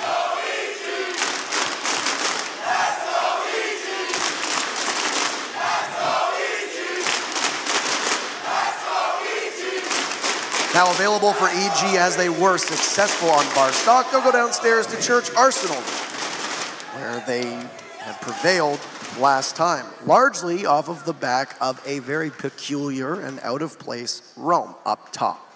Able to come in and, I guess, surprise Rogue. The simple fact that Evil Geniuses was able to successfully defend a bar and then deny that successful defense to Rogue of this very same site means that they have a commanding lead here. It is not only a 3-1 in terms of score lead, it's also the fact that the dominance in terms of site is so heavily favored on Evil Genius's side. So now they're going to get to defend the basement, which should put them on match point if conventional knowledge persists, which is going to put Rogue in a really tricky spot. Take a look at how lopsided Evil Genius's scoreboard stands at the moment. 8 kills for NVK. Jeez. That round started to go sideways. Who was there to catch his team as they fell? NVK. It was NVK. An absolute nut, widely considered a one of the top players in North America, definitely one of the top fraggers in all of the world. And he's definitely, he's highlighting that right now here. Both Eclipse and NVK play similar style roles on both teams, and their prowess on attack as well as defense is quite formidable. Dirt tunnel wall blows as Thermite manages to open it up. Necrox playing in the elbow, same as before, but you can already tell that there's 3 that will pressure him. One drone is fed to Necrox. Slash's drone looks to be able to get out of the way. He'll throw one of those toxic babes out as they push. Necrox is notoriously proficient at holding this construction tunnel, and you'd think Rogue would know that. I understand the decision to bring a blitz to push this down, but against anyone else it would make sense. Against Necrox, you're going to have a tough time, especially with the support of Young just from behind. Flashshot going for that shot, going to miss. Fortunately, he's actually going to get lit up. It will be an even exchange of HP, but those toxic babes are now completely extinguished. There are no more, which means Eclipse has actually done a very good job of dealing with that utility. You've made it so that there is no final minute area of denial, similar to what you would see from either an Echo or a Smoke. They're going to use the last remaining exothermic charge to get the hatch inside of Kitchen, and now push unabated as easily punishes Necrox from above. The Smoke, whose gas canisters were all gone, fell from just below the Kitchen hatch. See some Ella Gersmont mines going on to the end of construction tunnel there. NVK trying to hold this fast where his teammate failed. But there's only a minute for Rogue, and they're going to be pressured for time when they go for this push. Avian laying down some lifelines into blue. That's going to give him a lot of presence. He's going to go and follow that up with a push later. Eclipse goes down to Young, shooting the hand and then the head. Canadian gets a second as Slash goes down. Rogue are looking pretty bad right now. BC gets Brian, Avian refrags, but it's not enough as BC gets the bird. Easily the last attacker left alive on the Kitchen dropdown. And he's just going to be waiting. 30 seconds, plenty of time here for Easily to work, but I seriously doubt Evil Geniuses will give anything away as they know they have diffuser control inside of blue. Here comes the drop and the death. Young finishes off the last attacker of Easily, and they will win, put it on to 4-1. Match point already. Cafe, very much a back and forth exercise between the two teams. A couple key moments for Evil Geniuses has blown this wide open in their favor. However, you know, the daunting task of having to attack basement. They were successful, if I recall, last time around. Or my apologies, no, Rogue actually won that one. So remember, successful on bar. Remember we were saying that Clubhouse might favor Rogue? We actually, that was a completely misspoke. It was, we were talking about Evil Geniuses. Of course. Yeah. Absolutely. Go ahead and backtrack on that one. The rest of the team waking up. NVK, who started off so strong, went killless for the first time this game. The rest of the team there to carry the weight. So Rogue coming off a hot performance on Cafe, a little bit weaker on Clubhouse. Still an opportunity for them to come back. They'll need to tighten it up. Crowd trying to give support to Evil Geniuses, their team, for sure. 10 seconds to insertion. An opportunity now potentially for Rogue to go with the strategy that we saw employed from Evil Geniuses, which is do something that you're not expecting, or they're not expecting you to do. We'll all largely spawn together over by construction site and pressure in, or rush in towards the building. I mean, the question is, do Rogue really need to, you know, go for that roam game? And they could, but they were so successful when they just held in the site. Evil Geniuses take their time when they're clearing upstairs, which puts a lot of pressure on them in the later half of the round. And as Slashhog gets Canadian, there you go, there's that roam being successful for Rogue. I don't think they're going to try and get any more. So I like what Slashhog did here. It's a very predictable spot that Canadian was sitting in behind those boxes, and I believe they are penetrable. If nothing else, there's the little gap in between the boxes which give you visual cue. So Slashhog just spraying those boxes, getting the kill, and that's what you get, I guess, for sitting in a predictable spot. That's the sort of study that Rogue puts into this game. You know, we talked about how Evil Geniuses is one of the hardest working teams in the entire game. Rogue is right up there with them. Last time that EG pushed onto this site, the biggest point of success for Rogue was tossing that C4 up and depriving EG of taking Kitchen Hatch. That won't be happening this time. Now they've been able to get control of that hatch, and also Dirt Tunnel as Young on Blitz starts to push it. You see one blue mine go out, he gets it, and just sits completely still, waits for the Ella to retreat, reloads, and goes in. He'll take out one of the Ella mines, and he is very quickly taking a lot of control away from Rogue. Now, when Rogue did this last round, EG was ready to deal with it. Located a bomb. Yeah, and it looks like it's not working too well for Rogue so far, but they've lost construction tunnel control. However, they still have gas canisters, and there's only going to be one expended so far from Brian. So a much more efficient hold of the construction tunnel, despite losing the actual control a lot faster. Easy kill there for BC on to Slashug. That's a very important pick. Forgetting about those angles, Slashug going to be kicking himself for that. Now the hardest part of the job, getting out of Dirt Tunnel alive or without losing too much. NVK doesn't do so successfully. He was also holding Diffuser, so that goes down, but Young did. Now he'll go inside of Moto, put some pressure on the smoke of Brian, who wisely retreats. Eclipse eliminating BC as Necrox takes out the smoke. Avian guns down Young, and Rogue with a great rally right now. That's going to leave just the Hibana of Necrox to clutch the situation, or EG will return to defense. Looking very good for Rogue at the moment, as Necrox down to very little health. He'll see the Bandit peek around the corner inside of blue. I'm just running out of time. Only 15 seconds, and Avian makes that an easy shot. Rogue keeps themselves alive. Now, while they managed to win a successful defense of the basement, hey Emzo, it isn't enough, I think, on Clubhouse to pull you out of a ditch like this. 4-2, I mean, now that EG get to go back to defense, they're probably going to have a pretty good round themselves, and we'll likely see Consulate as a result. It is going to be the bar stock room, though, and they haven't lost this yet, but the round that they managed to win was definitely due to one particular player, NVK, stepping up and getting a 3K. They'll have to reflect on the defense that they used on that site and possibly change it around, because you cannot rely on one person to get two enormous kills to keep the round going when you face a deficit like they did.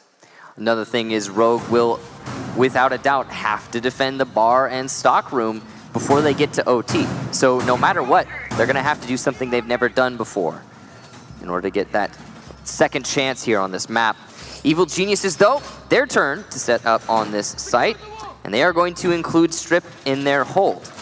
There's two mentalities. You can either let that go, or you can try and hold on to it. I think the hold on to its mentality is a lot more prevalent in this current meta. One thing that EG did last time was use their reinforcements on the wall just by billiards, just by pool table.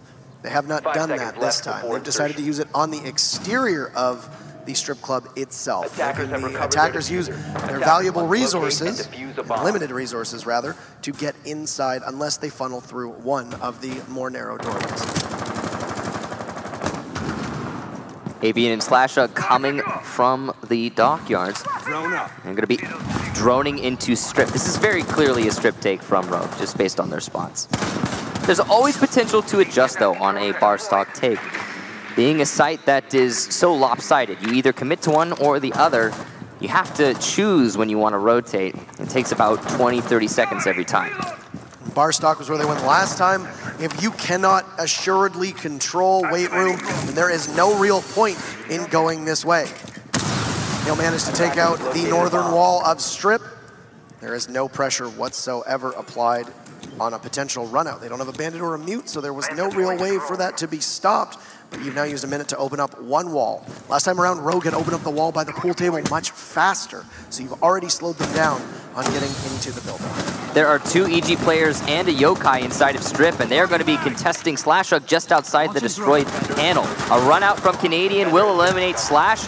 Good timing there to catch him in the reload, but Avian there with the refrag.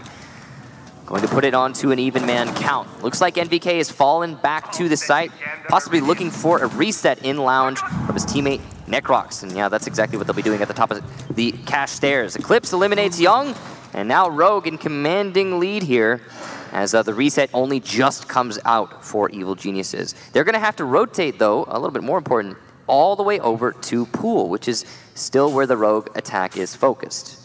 Easily is sitting inside of weight room. Diffuser is down as well. So that's a communication and coordination that Rogue will have to figure out if they want to be able to try to get inside of sight, unless they just go frag hunting. As well, EG will not be able to take control of Master unless one of them challenges, which right now could potentially be NVK as he sits on the stairs. Avian goes outside, grabs the diffuser, and will come back in. Took about 20 seconds or so. You'll have a Blackbeard and a Glaz playing on the western wall by the pool table. Still some drones available for them too. Easily, just up top, is going to be a big factor in ensuring that nobody from EG can get too close, as that hatch has now been taken away from them. It does appear, though, that they themselves are rotating. There's a yokai drone in place. Avian sees it, but BC very smartly changes its location. Asphyxiating bolts go down, and Eclipse will now shoot out another smoke and look to hop right in. They've lost the yokai, so the actual Echo will have to go and take the fight himself. Brian sees him. Necrox takes down Eclipse. Diffuser successful. With that wall soft, they're able to get behind it. They're sitting inside of Strip. Necrox sees the smoke, waiting to see if anybody's going to challenge. Easily has been upstairs for about half of the round now. Just waiting to see NVK, and he'll see the backpack of the Ella, but he's just waiting. NVK now will have to deal with a Blackbeard and a Glaz as Necrox goes for an alternate angle. That Scorpion will tear through the rifle shield, but NVK downed and finished off. Necrox, 2 for Necrox. It's Easily, can he get the defuse in time? No, he cannot. It's all over for this round. Rogue will hold on. Too little, too late. Easily just sat upstairs waiting. EG wasn't able to do much about that. No capitalization. Rogue takes the round. But here is the moment of truth as Rogue goes onto the defense of the bar and stock. It's make it or break it here. They've not successfully defended this yet, so it's going to be a struggle, that's for sure. Pulling out all the stops, they have but one chance to deny that third map. You figure if we go to overtime, Rogue will have taken full control of momentum at that point? I mean, yeah, but also you have to keep in mind the way Clubhouse works. It's going to come down to whoever gets attacked first, in all likelihood, on overtime. That's probably who will win. I mean, Evil Geniuses isn't the sort of team that gives up without a fight. There's no way. NVK has gone cold as well. I believe this is now 3 rounds in a row where he has not contributed on the score sheet, leading his team in terms of deaths. Now, KD not the be-all and end-all of stat tracking in Rainbow Six, but isn't doing too much outside of utility, given the fact that he's not necessarily on utility-based operators. 10 seconds remaining. Not maximum value for his team. A lot of the most important stats are stats we can't even see, so 5 seconds remaining.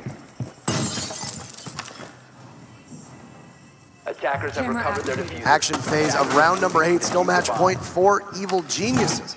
Easily up top in cash room, going for some fortifications. The Valkyrie camp outside as well. Kind of an interesting setup here in cash. Reinforcements going down on the external walls. Not sure what the plan exactly is for the defense. Is basically just cutting off a rotation between the 2 top floors. A very predictable rotation, yes, but a rotation all the same. Looked like Slash went for a spawn rush outside of stock as well, in case anybody was spawning over nearby. And another spawn rush now for Avian. Eclipse takes down Young. Avian tries to do it, but NVK is there. Doesn't lose a single bit of health, and that is the superiority of an ACOG at that distance to take down the Bandit with his holographic. If it weren't for that kill earlier from Rogue, I believe Slash was the one who got that, it would be Evil Geniuses at a huge deficit now. Every single life on the defense is oh so valuable. Good read there from NVK to expect the bird to fly out that doorway. Clip's gonna get lit up by the Glaz, putting him on to 45 HP or thereabouts. Slash gets one onto NVK. BC responds in kind. Easily goes down. Still an even contest between these teams. No one, or both teams, reluctant to give up the lead. BC up top, currently isolated from his team. Canadian will get nearby. You see a Valkyrie camera's blue ring just up in the corner of the screen. They don't see it, but Rogue knows where they're coming from. Necrox still over by stock, literally all by his lonesome now. Eclipse pushes back into the main room of bar as they still do some drone work. You can see Rogue primed and ready to deny that push. Canadian, a nice nade, will down Eclipse in the main doorway. He cannot possibly have known he got that down, given there are no point notifications in Pro League. He might be able to get picked up, salvaged, but here comes the drone. He's gonna see the downed player and call aggression from his team, trying to capitalize. It's too little too late though. The second nade will miss as Rogue falls further back into the site. Eclipse gets a kill on the Necrox. Rogue looks poised to get it into OT. BC challenging from Lounge. Neither players will hit their shots. Canadian takes out Eclipse. It's just back and forth with these two teams. 35 seconds, and Evil Geniuses is not pressed at all for time. Just trying to take the fights. The diffuser is down, which means that EG needs to get the frags. They don't have time to dawdle. Canadian pushing wide. Smoke gonna win that fight. Brian, a nice headshot. Good reactions there. The last one on EG is BC. He's gonna get Brian. Slashug has to win it out with only 10 seconds left. BC goes for the diffuser. He's gonna attempt to plant. He doesn't really have any choice, and Slashug wins the round. Overtime for Rogue, and Clubhouse is not over yet. Evil Genius is looking absolutely deflated, unable to secure a 4-1 victory. Now overtime looms over top of them. EG will start on defense. 3 rounds in a row for Rogue, and EG starting on defense. So, if you're new to Rainbow Six, let me explain why EG lost the coin toss here. The defense of Clubhouse is, yes, of course, favored on the basement, but defending that bar stockroom, as you have likely seen throughout this match, is extremely difficult. It takes a lot of strategy and unique play that often only works once. Now, because Evil Geniuses is going to defend first downstairs, once they're successful here, they're going to have to round it out after losing, likely, an attack onto the basement. They're going to have to round it out by holding that middle floor. So they're going to be the ones in the pressure spot, as Rogue have got to be feeling comfortable with winning the coin toss here. Now, we are inches away from Evil Geniuses being eliminated. Potentially under 10 minutes. Yeah, potentially under 10 minutes. They are, of course, the previous world champions. So if they lose here, there goes the world champion. Yeah, there goes that title, no matter what. Of course, Rogue won't get the world championship right off the bat. They have to go to the finals and win then. Attackers recovered the bomb diffuser. Penta's licking their chops at either of these two teams as they beat up on each other. Yep. They won 2-0 earlier over Black Dragons. If Rogue can pull the comeback out, then it will be another 2-0, this time in favor of Rogue. We'll have our matchup set for the grand finals, what will be surely an exciting affair between two teams. For Rogue, they would have an opportunity to do what they couldn't last year, which was go to the finals and win. And for Penta, it would simply be a story of them winning yet another championship. EG has essentially 3 rounds left in what could be a shorter invitational than they wanted. They're just going to wait for Rogue to be able to get onto the site. Last time around, we saw Avian and push through blue. It does appear that that's exactly what he'll do this time, too. Top floor control well in hand now for Rogue.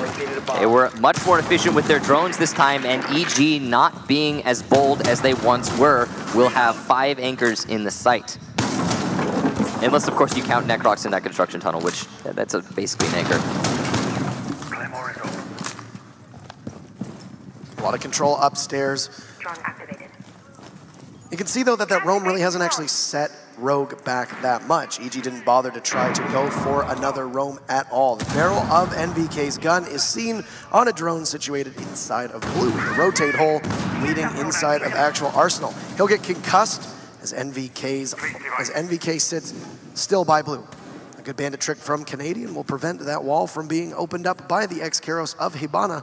That's easily sitting at the bottom of the stairs. That means one of the drop downs will not be opened up because Rogue only has a single hard destructor and they can only get 2 drops as a result. Slashug will take BC down. That's a great frag there, I believe right in front of the blue wall. Necrox responds, the bird goes down. Avian attempting to push in through the garage tunnel. See that it was Necrox who was also under fire inside of blue. It's a joint effort as now Brian takes in, but a double from Canadian. Eclipse and Slash fall from the captain himself, who pushes up but is no match for the sidearm of Easily. see some smokes from Brian as he looks to drop through blue. They still have a chance here to be able to get inside of sight. Diffuser, though, in the possession of neither member of Rogue. They'll have to go grab it, which they will. Easily gets it and has 25 seconds to be able to get inside of sight and get that plant down. NVK peeks the corner. Brian disappears. Bottom easily just by the basement hallway door. The bottom of the stairs. Crouch walks. A great peek from Young. EG looking to stop the bleeding. They will now move to match point yet again. It'll be their 4th time trying to capitalize.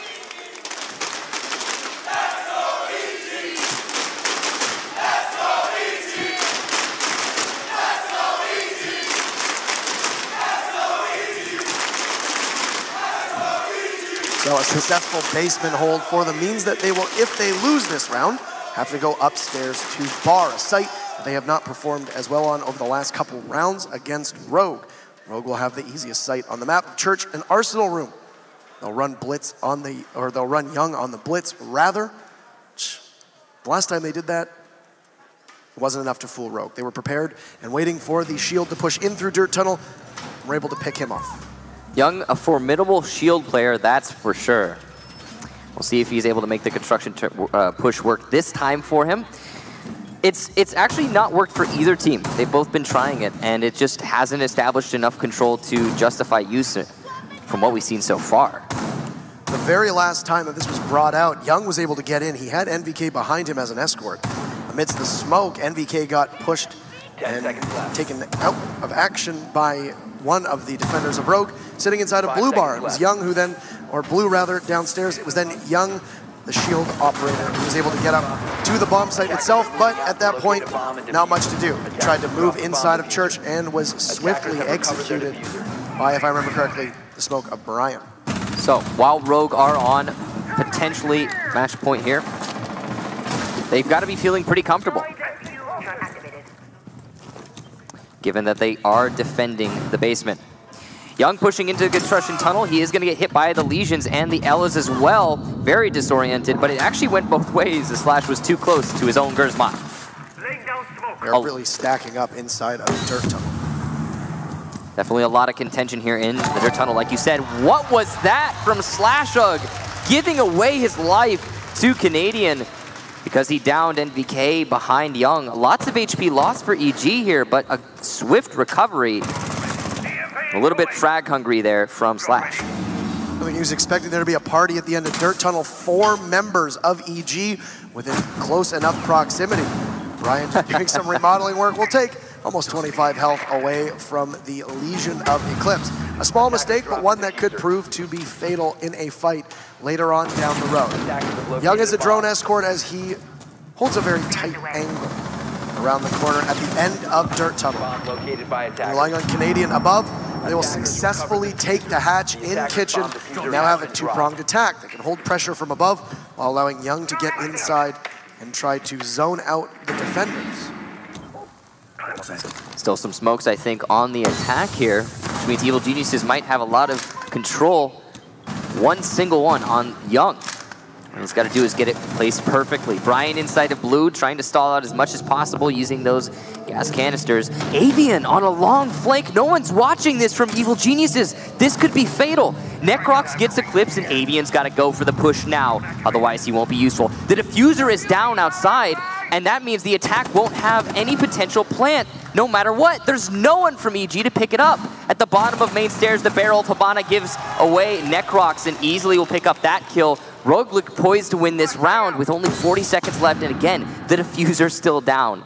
Avian must have seen it just outside the freezer door there. He's gonna flick around and take BC down. I'm not sure how the Thermite didn't expect Avian to be inside of Kitchen still. Young gets downed inside of Blue. The last attacker, NVK, has 1 bullet's worth of HP, and he's gonna be pushing towards the Diffuser. Finally picks that up. A huge miscommunication from EG, and it looks like Bird actually might get caught off guard. Does indeed, but wins the fight anyway. What was that? Necrox, a huge hiccup, and now Evil Geniuses will have to defend the bar stock to deny themselves being eliminated from this invitational. That is huge. Rogue looks positively energized as they know that fortune is smiling on them with the site that they have to attack on. That for Evil Geniuses was a very embarrassing round. Oh, absolutely. They had 2 operators just out to lunch, nobody watching flank, diffuser miles away. They got caught with their pants down by Avian, and he was just able to completely take them by surprise, and that was it. I mean, adding to that, you have the insult of losing to, despite that push from Slash. I mean, what was that Ella push into the construction tunnel? Just got torn apart, basically worthless, didn't help much in that round. And still, a free kill and a loss. You're basically given that opportunity too. Look at how even right now Rogue is doing, but it's been even all over the board. And BK still putting in a lot of work for his team, but I really like the depth that we've seen out of Rogue. Every single member has pulled their weight sufficiently. It's always nice when you can see a roster and not be able to immediately point out if there should be any discussion over a, I guess, weak link. 5 seconds left before insertion. Not a single player on either of these teams is the sort of guy you go, hey, we would like to replace this guy after the season ends. No, we see a lot of teams come to events like this and they lose early on or just lose in general, and they immediately point a finger and blame one of their teammates. And no one has that problem between Rogue and Evil Geniuses. I'm guessing no matter who loses here, you'll see a pretty consistent roster throughout and leading into the next season. So, Rogue need to clear out any potential roamers. We do have one, I believe that's going to be upstairs at the least. One of the big focuses for EG is going to be ensuring that BC doesn't reposition that yokai too many times. Avian was tracking it very methodically last time around to try and eliminate it. It's going to be actually 2 roamers upstairs. That's Young and Canadian right now, fighting off 3 of the attackers who are on their roof. Very narrowly avoiding death right now from Canadian, easily holding that angle. Realizes that his drone in the wrong place, comes back out. Canadian playing a very dangerous game. Certainly. His position is known somewhat, but with the way Vigil's effect works, it will likely need some help. Eclipse is inside of office, and Legion look to peek around the corner, sets one of his mines, and just Eclipse so patient, just waiting. But they're not going to take the bait. They'll shoot at each other. Necrox gets the first kill. Slash. That is the Blackbeard, and that is a huge sigh of relief if you are Evil Geniuses. Necrox did lose a lot of HP in that fight, but ultimately coming on top, you've got to be feeling comfortable. Now, Rogue is stalling out a lot here. They need to clear this master area, and they haven't even come close. It's easily on this drop down. Last time around, Rogue was able to bully their way in by taking care of that gym room so fast. Easily sat in that room for about a minute and a half. And nobody bothered to do much to him. Eclipse, after sustaining a lot of damage, manages to outduel Young. That was a great kill from him. Able to just snap on over. Now easily spotting Canadian, puts in a lot of damage, and now they're all so low, but amidst that, Rogue gets the bomb down. Canadian takes easily out from above. And there's 3 members left of Rogue, but they have the bomb down and they have firm control of Strip. You're a quarter of the way through that diffuser. The yokai drone does get shot, but Eclipse gets finished off by NBK. It's Avian and Brian left. A lot of patience. Disoriented, the glass of Brian gets a couple shots in, traded. Avian takes out Necrox. The bird will need to clutch, as it's Canadian and BC. He's gonna get pushed from 2 angles. Avian down! EG just needs to get the diffuser. It didn't look like they were gonna pull it off, but we have a 3rd map, tied up 1-1. EG takes map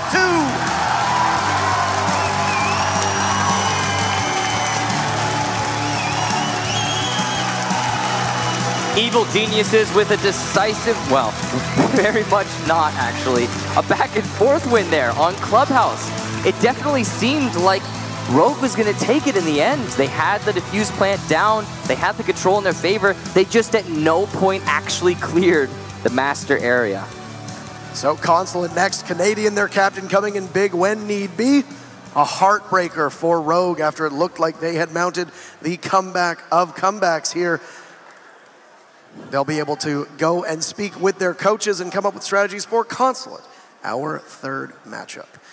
I mean, I seriously thought that Rogue had won that round as soon as they got the defuse plant down. But if they had just put in the extra amount of effort required to clear out Master, it would have been a through-and-through victory there for Rogue. They skipped a step. And that so often is the result, or the reason we have results like this. Whether it be just a lack of coordination on their drone work, but fitting that EG had thrown away round number 10 due to poor coordination, and it was Rogue who ended up getting bitten by it in round number 11. We'll toss it down to our experts on the analyst desk, and we'll hear their thoughts on what just happened.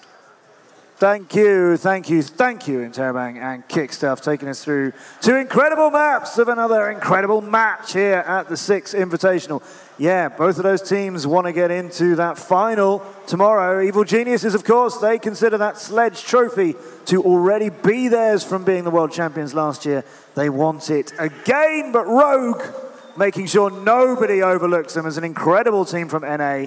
Took the first map, EG just about brought it back to 1-all. Zeronic and Wilkie with me here on the expert desk.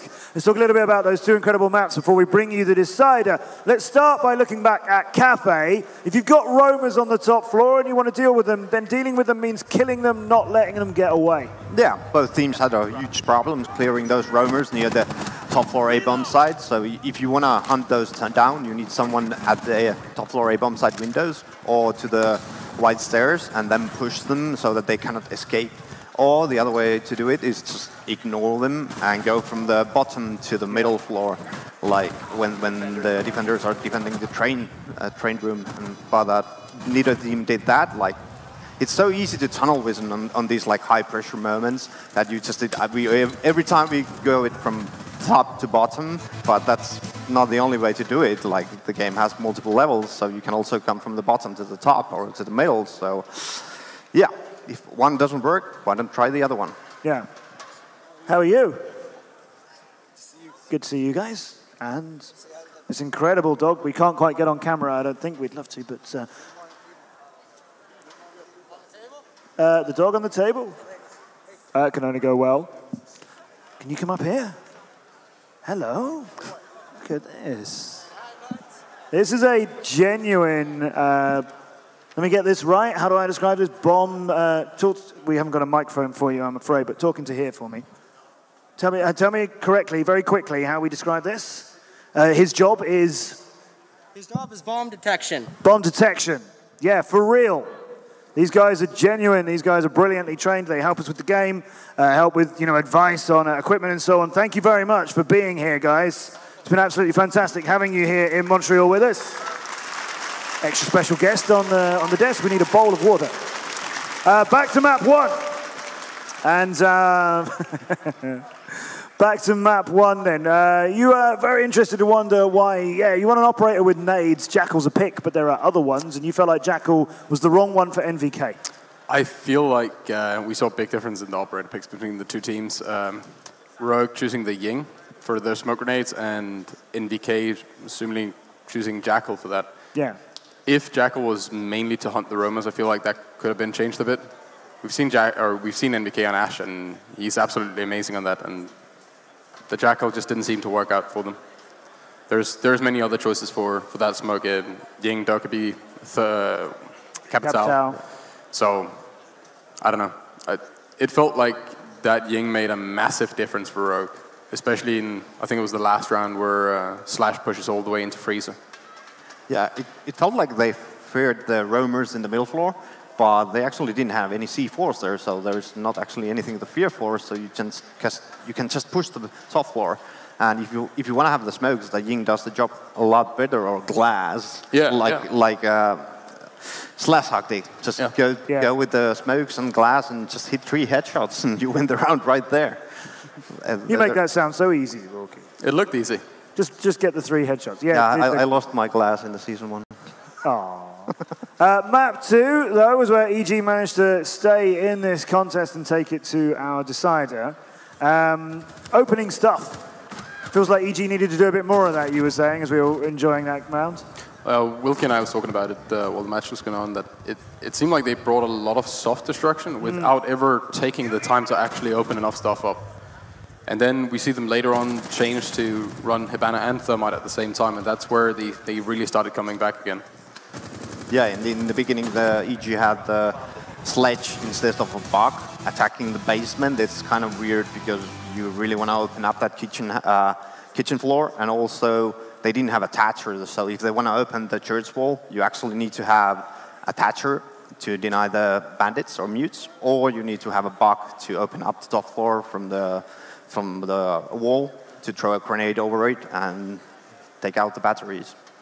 Plus, we saw Canadian take Buck instead of BC. Yeah, that was really weird. Yeah. Where we've seen BC have some amazing nades. A few team kills with the nades, but let's leave that. He got enough kills on the other side that they'll give him. He definitely he's made up for it. unbelievable with them. Yeah, he is. I think he's probably the most precise nade player in the game. Yeah, and like Buck is, one would say, the hardest operator to play in the whole game because the recoil is so different to every other gun in the game. So if you have one guy maining the operator, why don't you just let him play that and pick something else for yourself?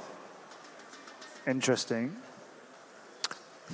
I think I feel like there's a little more to come, but yeah. All right, we'll leave that. But you're right, you know, and if you've got somebody who's brilliant with an operator, we have players in Pro League who are known like they only ever, in a whole season, they only play one operator on attack or one on defense, and there are a few who only play one of either, and that's it, and then the team works around that. And so it is unusual to see, like, all right, Buck goes to Canadian instead. Yeah, and also I feel like Canadian could have done a lot better with like playing Termite that BC played, because once you use your charges, you can actually just rush in and do that like aggressive play style. You only need to just use those charges and then you can play aggressive. So with Buck, you still need to play a bit more supportive role with opening up things, floors, walls, I think when they started running Hibana and Thermite, that really opened up the team to start playing more freely, because you're not as dependent on, I mean, if one of them dies, sure you can't play your original strat, but you're not forced to do something ridiculous. You can still get in the bomb site somehow. Where we saw, there was a notable round with, I think it was Glass and Thermite on their attack that didn't really work out. We were questioning a bit what they were, no, sorry, a Glass and a Hibana. Yeah. We were questioning a bit what that was supposed to end up like. But so is this feeling like a match with mistakes, which means neither team has won it yet, or teams that are figuring each other out as they go, and bearing in mind they know each other so well before we began today? Well, a lot of mistakes were made, but to be honest, both teams won their picks. Yeah. And both teams, like, you shouldn't play. The EG were 4-1 up there, and then it went all the way into a 6-5 overtime, and it looked like it had slipped away from them. And we actually thought, as overtime was beginning, the three of us were thinking, okay, this will probably go to Rogues, because you were saying, like, they're probably going to get bar on the third map, and that's what worked out. It was really nice that EG was able to hold the last hold in the bar, because usually in Clubhouse, the team that gets the first defense in OT loses the match, because both teams are going to defend the basement. Both teams usually win the basement because it's quite easy to defend. And then the other one needs to defend the bar or master bedroom or cast room, and those are really hard to defend, and the attacker has the advantage. So yeah, good job from EG to be able to win it in the OT. So let's work out who will be in our World Championship final tomorrow. We're going to go and play on Consulate, and out of Consulate will come a team to face Pentasports tomorrow. Could it be the reigning world champions looking to defend their trophy, or could it be Rogue? And we know a new champion is with us. Let's find out, ladies and gentlemen. Back to Kickstar and Interrobang, back to EG and Rogue. As if there was any other way that this matchup was going to end than a third map. I know. I think a lot of us were expecting that Clubhouse to just sink away in Rogue's favor, but EG not giving up without a fight. Now going on to the third map, Consulate, a map that I think historically clearly favors EG. Rogue have got to be in a pretty tight spot right now. I mean, we said that Cafe favored Rogue. EG was able to bring the fight to them, and then Clubhouse favored EG, and well, they almost threw that one away. Rogue played incredibly well and able to push it into the final round. We'll go to Consulate for our last match of the day to determine who will face Pentasports in in the Invitational Grand Finals tomorrow. It's all or nothing here. Of course, whichever team wins between the two, it will be a North American team going to those finals, so it's going to be an EU versus NA final once more. Last Invitational was NA versus NA, and I think an interesting fact, just kind of out of topic here, we were expecting, I think, a Latin American team to make it all the way to the finals. So caught off guard by the fact that they didn't. I figured that FaZe would probably make a good surge to the finals depending on who they ended up getting. But they ended up fighting Evil Geniuses in the very first quarterfinal and provided us with one of the most exciting matches that I have had the pleasure of watching, well, as casting. It was a great match by both, and I have a feeling that we might actually break that here with map number 3. Certainly. Between these two teams. So, middle floor defense from EG. They're going to be trying something a little bit different, although not that far out of meta. We've been seeing a lot of middle floors coming out, actually, at the Invitational. Preferred bomb site is, I think, the basement, but the middle floor is still been seeing a little bit of play. Some teams will even run this in favor of going up to the second floor. Yeah. Which, to me, is a little odd, just because they do defend very similarly. I feel like a broken record always saying, your key focus is going to be clearing out the floor above the actual OBJ, which right now is where NVK sits, just inside of the bathrooms. It's also got the support of Necrox on those yellow stairs, and Canadian all the way at the bottom of the yellow stairs. Eclipse narrowly missing some shots onto NVK, who will reposition deep inside of bathroom.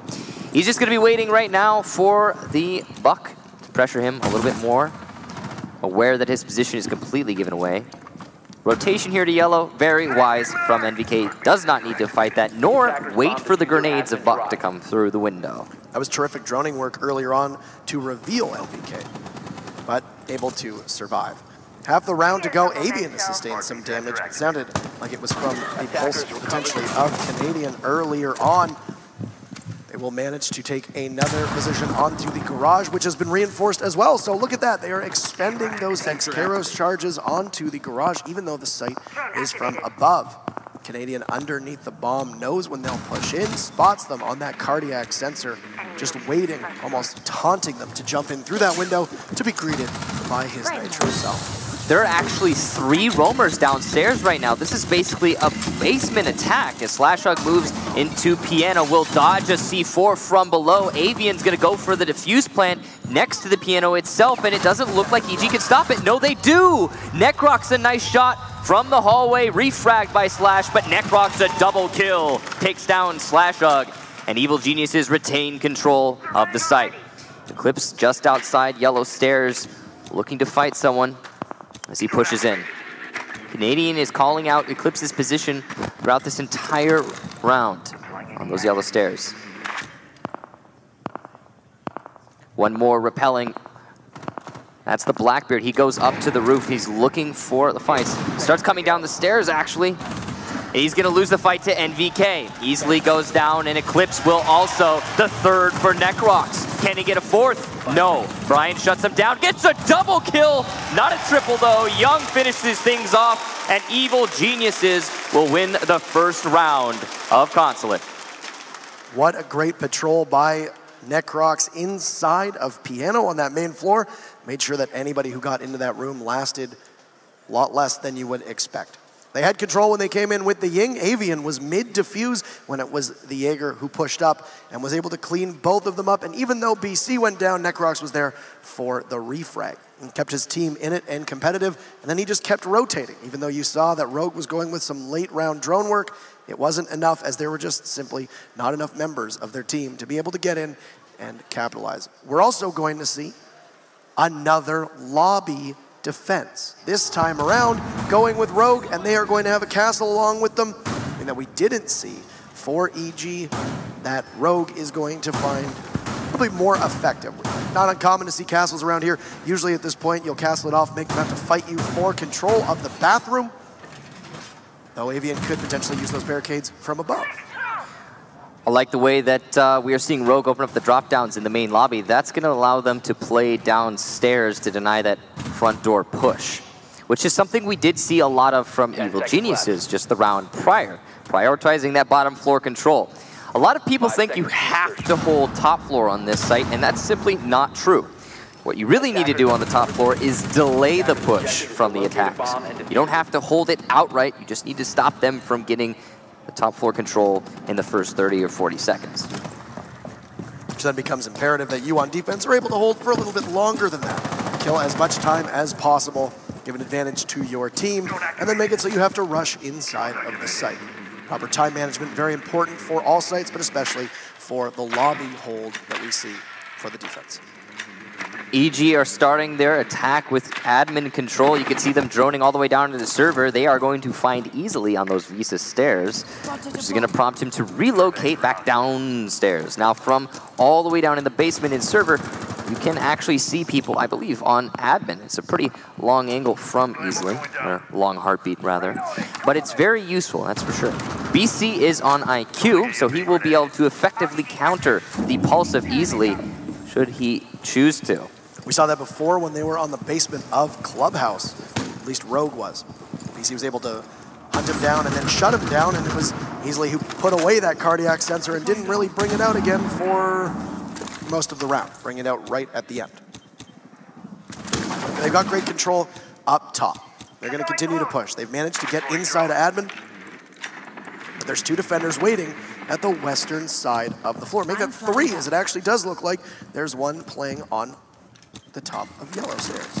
Easily is still running around on the bottom floor looking for the ability to C4 someone from below.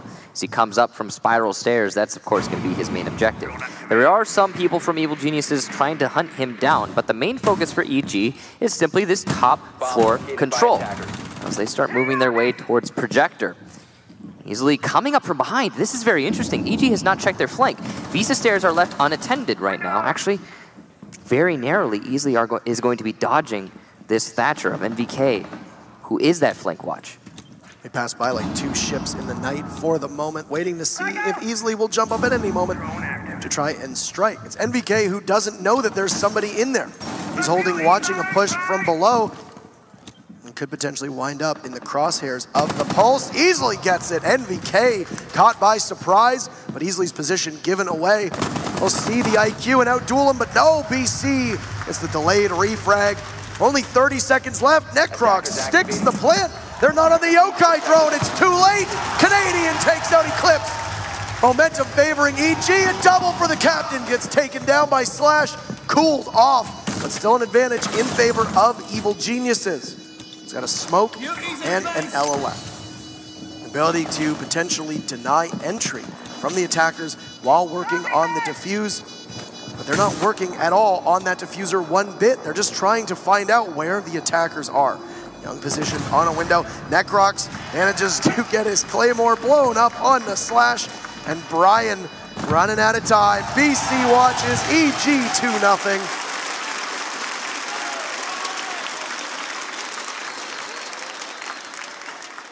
Good assault there from EG, but ultimately coming down to the fact that Rogue neglected to utilize their Yokai drone appropriately, not thinking about the enemy just walking in through front door and planting the diffuser, getting a little distracted with the roam clear, and that's just disappointing, to be honest. Rogue have made some pretty major mistakes so far in this matchup, and that's resulted in them not getting the 2-0. I mean, if you look back to Clubhouse, if they had simply cleared out that master side of the building when attacking onto bar in the final round, it would have been a pretty easy win for them. The elation that was seen on Rogue's face is completely gone. Yep. Necrox right now top fragging as well. Yeah, Necrox has been having a great match so far. Rogue, again, a team that they're very emotional. They can get stuck in that underdog mentality, and this is the worst possible moment for that to happen to them. Speaking specifically of Necrox, he's been playing the roamer fragging roles and has been fulfilling that job quite well. It's been a change that they made. You saw that he was stuck on anchor and support players on Clubhouse. Often find himself in unwinnable positions or getting picked early as he was trying to rotate. We saw this in Cafe too. A couple times where in a smoke, he was trying to escape a particular room that he was in after being chased out by a drone, right into the waiting arms of a member of Rogue. Now that he's switched roles, the rest of EG seems to be playing well. Complete opposite from what we saw against FaZe when they were running with Necrox and NVK dual roaming. FaZe was shutting them down and they had to switch back to old habits. On old habits, they've now switched to what they had been using recently in scrims, and it's paying dividends. They're up 2-0. The information defender that is favored in this matchup is clearly Pulse. Neither team opting to really invest in any other info up. Most notably, Valkyrie seeing a lack of play here on Consulate, which is just odd. Usually you see 2 or 3 of those cameras go outside. Easily still going to be bringing the IQ just to counter Canadians' play on Pulse, but not going to need to look for cams outside. 2 roamers downstairs for EG, NVK, and Canadian. Rogue just setting up their attack on the roof right now. You have Necrox playing on yellow. They burn the ADSs. He doesn't see the drone that was inside of the bathroom. He gets picked apart. That ADS unable to grab the frag grenade that was dropped through the window inside a bathroom. Inability from Evil Geniuses to be able to take care of these drones. So that's, I guess, good drone economy, if you can use that term, for Rogue right now, as they are managing to gather that intel while getting their precious drones away safely. Oftentimes, we'll see teams just kind of throw those drones in haphazardly. We managed to drop a Mira as well, which is less control in favor of EG. Canadian sends a C4 up. It claims no victims whatsoever. He'll go back onto his heartbeat sensor after a failed toss. And look at the pressure that is being applied to Connector. All hung up on console window, waiting. 2 grenades for Eclipse, as you'd seen IQ burn them earlier. Managed to get a kill from Necrox, so worthwhile value out of them. NVK could very easily run out via the call of Canadian right now and get the kill onto Buck, but he's going to stay safe, instead opting to wait out the round. Here comes the push into B. BC gets slash hug. Eclipse responds. A little bit of a stall out here now. Rogue trying to establish control over B, but they have seen Easily, who was attempting to be the defuse planter, downed. Inside a bathroom, Eclipse has a lot of control and is denying NVK the rotation back into sight from yellow stairs. Nade goes out just to delay for time. He's got to worry about 2 angles, as there are defenders who could potentially rush him from reception. Nice angle here from Brian trying to cut off the rotation.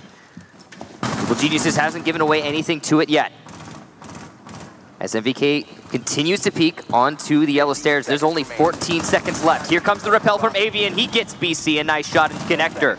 Eclipse still looking for frags. Brian will get one though onto Young. NVK coming up yellow finally. Needs to find 3 more and get a 4K to win this round. Defuse is going down. He gets the headshot onto Easily, but cannot deny the defuse plant. Now a 1-on-2. Playing the angles. Will lose to Brian, and Rogue win their very first round of Consulate, putting it on to 2-1. A relief to not find yourself trailing 3-0 on the tiebreaker. They get within striking distance. I feel for Rogue that as long as they can keep an even pace or even take the lead early on, that this map would do well for them. Right now, unfortunately, they do trail if you're a fan of Rogue. Garage Cafeteria now going to be the defense for Rogue. So in 4 rounds, we will see all 3 sites on console get played. Crowd once again trying to surge EG with confidence.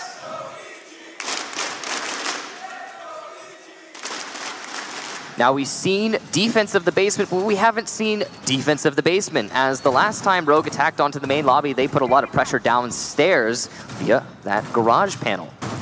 Looks like it's going to be a similar situation here, just the difference being, of course, the bomb site location. Evil Geniuses have brought the Thermite Thatcher combo, which is going to aid them quite a lot in opening up that garage. Avian on the Bandit, as well as Eclipse on the Mute, might be just the disruption they need to deny that push. But it's more likely Eclipse will be using all of his jammers, or overlords, to deny the droning of the roams. 5 seconds to go. I didn't know it was called an Overlord on his Elite skin. You know, I've been playing this game for almost like 2 years now, and I didn't know that either. Well, it's only because it's renamed because of the Elite skin. Yeah, it's the Elite skin, I know, but still, I had no idea. I did not know. I mean, you learn something new every single day when you play Rainbow Six. That's the honest truth. These are pretty typical placements as well for the signal disruptors of the Mute, situated in places where they're going to cut off some information on the first floor as well. That's why you see a couple of them on the basement floor elevated. They're sitting on top of cabinets or shelving units, etc. So, Evil Geniuses need to get that garage panel opened up. And got bandit charges pre-placed from Avian. Necroc's interestingly going to be the flank hold. Now again, talked about this actually before last time we saw it from EG. This is one of the most powerful positions to deny a run-out from the defense. You can cover every single possible run-out location from that rappel, whether it be the CEO windows, the yellow stairs windows, the yellow stairs door, or the run-out from the garage. Technically, the only thing you can't really catch is the piano window run-out, but, you know, you get what you can get. The amount of Claymore kills I think we see on Consulate far outnumber any other map, at least in the quarters that I can recall, with teams preferring to leap out of the windows and plummeting either to their deaths or the Claymore sitting underneath it. Still some delayed drone work going on as Canadian sees if there's anyone playing at the bottom of yellow. No one. Surveying that the black car, pipes, as well as pillars are completely vacated at the moment. Young going on to these south windows, going to look for Slashug inside of Piano. He's got that DMR and that shield. He will hit the headshot. Slashug goes down. Slash had a Young rather has had a very slow start to the day. It's the complete opposite of what we saw yesterday, where he was basically able to single-handedly win a number of rounds for his team. Necrox with very little pressure now able to open up both panels of the garage. An Avian rotating gets pushed. NVK greets him and says goodbye. It's now Eclipse coming in, and he's going to take a couple shots at NVK. That's a really, really nice shot from him. NVK falls. Still a numbers advantage in favor of Evil Geniuses, just by 1. But only 45 seconds. Slow push down the yellow stairs and through the garage panel. Ash is going to open up that barbed wire to make the push later in the round. Oh, so much easier. Eclipse still roaming in main lobby. He's going to go for the challenge, but not even attempt the fight. BC wins that one easily. Now it's all down to Easley and Brian. Brian on the yellow stairs goes for the shotgun blast. Actually downs Canadian through the door. Don't expect that. BC from above looking for the pulse. Young will take down Brian. He's had a fantastic round. Easily onto the garage panel, missing his shots. Half HP with 9 seconds left. Evil Genius is going for the defuse plant. A potential C4 could win the round right here, but it's too late. He will get the kill on the Necrox, but he's going to have to find 2 more. With only 1 bullet's worth of HP, it doesn't seem likely. Young going to be positioning himself over outside and above. You have BC on that buck, prepping a nade just to delay the round. It falls down, easily falls back, and he doesn't have a lot of options here. BC now on the yellow stairs. Young outside by the car will win the fight. Evil Geniuses, 3-1. Impact frags over and over again for Young there to be able to get control of Piano and then finish everything off at the end. Now EG is only 2 rounds away. Rogues hopes of making it into the grand final, slowly slipping away. A shame after how well they were able to storm back on Clubhouse and almost make it 2-0. Another lobby defense now from Evil Geniuses. And Eclipse responding to Young's Blackbeard with one of his own. Definitely a favorite operator here on Consulate for pretty much every team. I think he's one of the most versatile ops for this site, given the amount of times you have to fight people from an outside window. It's overall a very Blackbeard-friendly map, no matter what site it is too. One of the few maps that he seems like almost a no-brainer. I remember when he first came out, playing him on House, which is, I think, one of the only maps that is more Blackbeard heavy than this one. EG dedicating a lot of time to simply boarding up every single doorway that they can find in the entire building. 10 seconds to go. New camera feed. Slow them down. Lots of delay there with those barricades. Top floor control going to be a focus for Evil Geniuses. Previously, they applied a lot of focus rather to the bottom floor to hold this middle floor. Still just taking a couple seconds after prep phase is done to finish your touch-ups. Easily been running IQ. In fact, Rogue has been running a lot of IQ just to be able to counter these Valkyries. This is another map in particular where a lot of Valkyrie is played due to the nature of the actual building itself. Get a couple Valkyrie cams outside. Not only will it aid you in being able to know where the enemies are, but it pairs very nicely the fact that people do love to be able to jump out or get shots through the window. Was that a C4 used for rotation in the bathroom? It was. It certainly looked like it, yeah. Kind of an interesting choice there from Evil Geniuses. You got to have the rotation. Maybe a bit of a miscommunication not bringing an op that has the impacts. Kind of interesting there. Yeah, or a shotgun. Neither impacts or shotgun. Yeah, interesting choice from EG, certainly, but they've got a lot of frag potential as a result. However, you know, C4 is also frag potential. Looks like it's going to be a clear from admin office over to the other side of the top floor. CEO for Rogue. At least that's their initial focus here.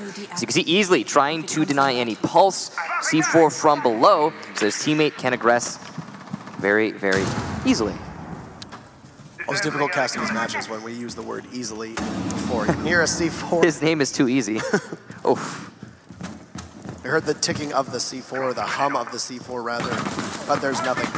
Right now, they're just stalled out, waiting on that second floor, waiting for the cavalry to arrive. Half of the round has been expended. Slash and Eclipse are positioned at the top of these stairs. Your Blackbeard as well as your Ying, poised to strike. You could always conceivably use that Ying just at the main entrance to lobby or from the hatch above, which remains reinforced. They haven't been able to get a Hibana over there to use her utility in that manner whatsoever. NVK rotates all the way down to the bottom. Yellow stairs and then through cafeteria. You can see that they've used 3 barricades as well as 3 bandit charges to deny a push in through the garage. That's what Rogue had done last time around. They will forego that this time and instead just go for a push from the second floor. Easily still outside this Visa window, going to decide to finally vault on into Visa, opening up this doorway.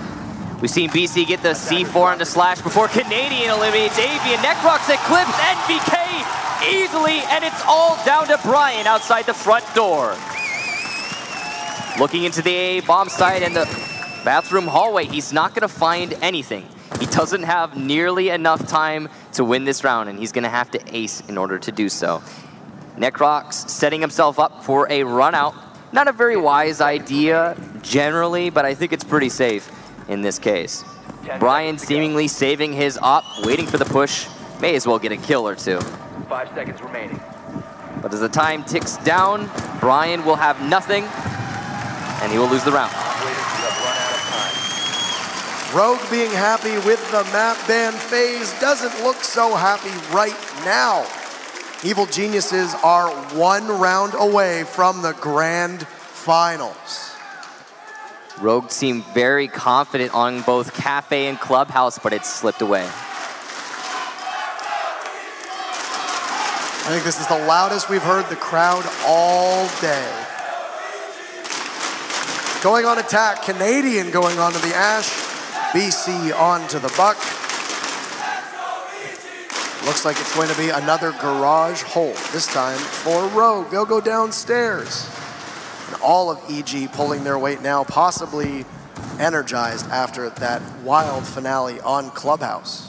Crazy to think that only 20 minutes ago, it seemed like we were looking at an easy 2-0 for Rogue after they were able to tie it up in extra innings on Clubhouse. I gotta be honest, Consulate as a map, Evil Geniuses really enjoy it. It's, you know, while Rogue did win the ban phase, in my opinion, it had mostly to do with the Cafe Clubhouse. The Consulate was through and through Evil Geniuses maps. And the fact that they managed to get all the way to it explains exactly why we're currently on such a lead for Evil Geniuses. Match point inches away. Now the question is, if we see Evil Geniuses versus Penta, who's going to be the more proficient Consulate team? I don't want to be too hasty because it was only 1 map ago when Evil Geniuses led Rogue 4-1 and started their what could have been their last matchup on a basement, except this time around it was EG defending, and now it's them attacking. And they're going to get up, drone deployed, and begin to clear out the second floor. Young Hux's drone up inside of console office. But as you can see, there's only 1 that is above. Very light roam from Rogue, likely due to the fact that they do not want to risk anything at all in this match. Young not going to drone all the way over to admin office, which will mean whoever is roaming in that admin office will have a lot of maneuverability in the later end of the round. Question is, how long are they going to wait there? Because we've seen roams up in that office before that just haven't helped the team in even the slightest. Now they'll start the drone on the main floor. They've gone a minute off of the clock. BC now inside has control of yellow stairs. If you can hold those yellow stairs all the way down, maybe flush somebody out of pipes or even the pillar, and your ability to get inside of the garage itself and get a plant off becomes so much easier. A bandit trick though from Necrox. Brian starts the fragging as the Ash of Canadian sprints to his death. He was on yellow stairs as well. Gets completely shut down by the smoke. And Brian's still there waiting. The drone will go in through the doorway, and Young, knowing that there's a couple lined up, will very smartly reposition himself. Canadian saw the lack of barbed wire and thought to himself, oh, easy rotation to top of yellow. He was wrong. Brian with some great reactions there. Only a minute for Evil Geniuses, and they have yet to deal with any of the roamers or this bathroom roam, which Eclipse will fall off very quickly. Still, a roamer upstairs, that slash hug. He's gonna, wow, die extremely fast. BC, what an excellent headshot. Seemed like we were gonna see Slash get some frags there, but he gets absolutely shut down.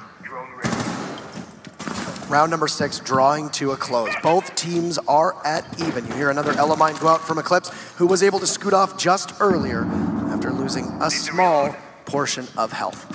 Now, with that bandit trick being applied to Necrox, the garage push not as successful. Eclipse sneaking up, the Blackbeard around the corner. Young shreds him. Evil Genius is now up by 1 after fighting back. They'd lost 1 early. Smokes from Brian will be sent to the front of White Van as NBK drops. Avian punishes him. 3 members of Rogue inside of Cafeteria, but EG running out of time. Young tossed out by Easily. They'll need to repossess that diffuser and start to get the plant down. Too much pressure, but BC gets traded off. It's all up to Necrox. Rogue, a great round, and Brian in particular. He'll keep his team's fortunes alive. It's 4-2 in favor of Evil Geniuses. A very narrowly successful defense there from Rogue. They almost lost it all, but luckily the anchors pulled through despite the roamers not accomplishing much of anything. Top floor defense now for Evil Geniuses. They were unsuccessful the last time that they went here. They will forego garage. So if you take a look at the 2 sites, we've gone lobby, console office, and lobby for EG so far. It's been Rogue who's gone to garage twice, once unsuccessful, most recently the other way. No castle for Evil Geniuses, but they're still going to open up those rotations into the B bomb site so they don't have to worry about using the doorway. Going for an unreinforced closet strategy here, which makes sense. Prioritizing yellow stairs control when faced with a B bomb site take can aid you quite a lot on defense. BC going to be setting up the mirror window that faces admin. 10 seconds to go. Very powerful position. We've seen these defenses fall apart very quickly, though, if they can't stick inside of admin office. If you forego that control early on, and you potentially lose 1 or 2 operators, your chances shrink very, very quickly, and quite drastically, too. It's very easy for teams at that opportunity just to be able to throw the remainder of their resources onto the site, get a quick plant off after pushing you out of projector. Evil Geniuses are putting quite a lot of emphasis on that admin office, though, and it doesn't look like Rogue is poised to take it. Instead, they're going to be opting for a B bomb site take, which makes sense given their success here. Whoa! That is going to be Canadian actually getting the kill as Eclipse is on his drone, sees Canadian, goes through Canadian with the drone, but does not expect him to be right on the window and loses the fight. Or, I guess, just gives away his life. Losing a Zofia whose ability to disrupt any kind of counter-attack is very, very rough, especially in the early going. Right now, the only other operator who has that ability, other than, I guess, a Hibana to open things up, to really influence a site would be that Ying of Slash. Can effectively trade off a couple of those Candelas and maybe a smoke or 2 reliably for a kill of the defenders. It's Slash who's sitting right now on Repel, just in console office window, using that enormous magazine of the T95 to create some holes inside of bathroom, push out the defenders of EG. Still a lot of roamers on EG's side. Rogue hasn't put any effort into clearing them so far. Brian outside on cement wall just trying to hold a potential pulse C4 from below. That's going to be Canadian who starts going for it, but Brian's not holding the angle anymore.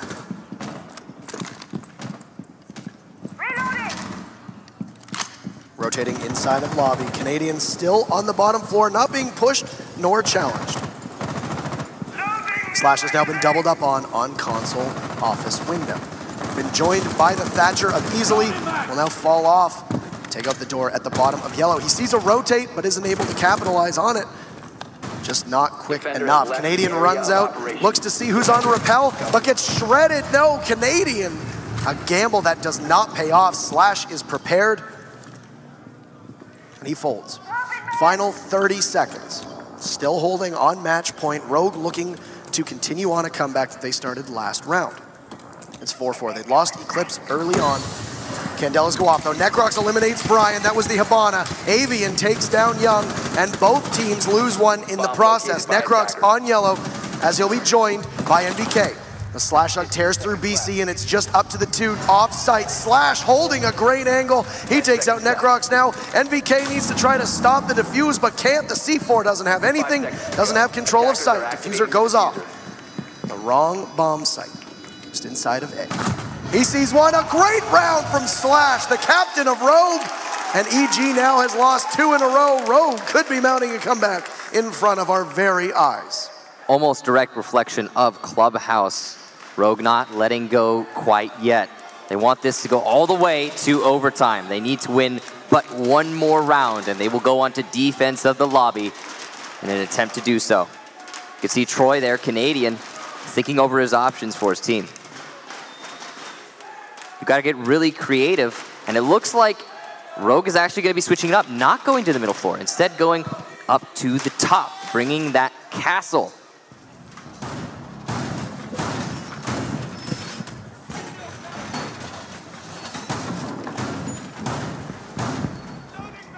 Interesting that there's going to be a shield in the doorway there of B, given that the castle from Avian has been picked. Wonder where those barricades are going to see usefulness now. It's a very similar composition to last time around. The deployable shield, though, he has, is not usual for them to see that. I'm still just curious, honestly, where is Avian going to put those castles? There's only so many places where you could put them to where they're useful for your team. Was this a good decision by Rogue to bring the castle barricades? I mean, you could bring so many other operators that would aid your team significantly. A Valkyrie, just offhand, would be fantastic on this bomb site. All 3 of them are up. You can see that there's one on the top of Visa stairs. Yep. Here's there's one on Visa window as well, just from above, leaving that one panel open. This is similar to what they did last time, except he'd used another castle barricade, if I believe, far off site. I like the idea here from Avian and more broadly Rogue. Evil Geniuses poised to take into admin office. Very important piece of control that Rogue has largely forfeited. Last time around, EG put all of their eggs in the basket of admin office, and Rogue just completely ignored it and decided to push console office. That burned EG as they weren't able to repel the push strongly enough. Eclipse is going to be calling out the admin pressure, using his heartbeat detector all the way down in servers. BC opening up that drop down, going to give his team good control over Visa as well from below. So Eclipse would be hard pressed to get the C4. I'm just trying to see if there's going to be another run out or push at any time. Lost most of his health.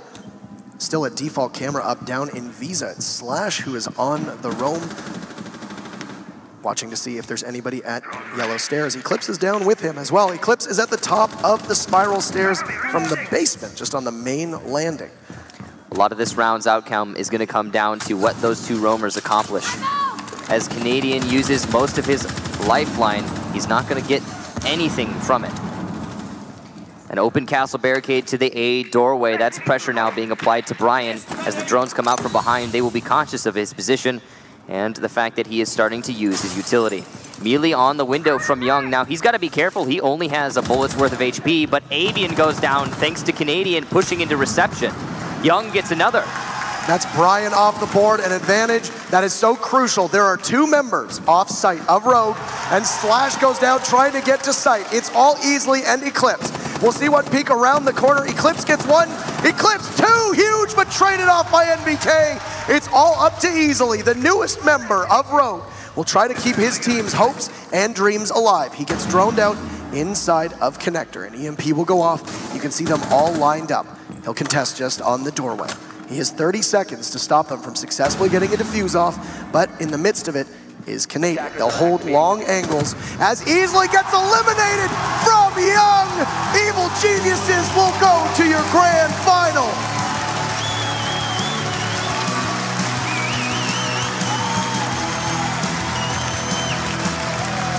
Evil Geniuses in high spirits, but you can see by the look on their faces, it took a lot more work than they were expecting. Rogue putting up a heck of a fight. So we could have a repeat of last year, known as Continuum, now Evil Geniuses. They could potentially win the second ever World Championship and establish their status as the only World Champion in the world for Rainbow Six. An enormous battle of two North American juggernauts. The crowd elated, but they first will have Penta. Now let's give a second to shout out especially Rogue's play, how close that was. Clubhouse looked like it was going to be all Evil Geniuses, and they staged a masterful comeback. That whole time we were inches away from Rogue potentially pushing it to the finals. Inches. They never let up either.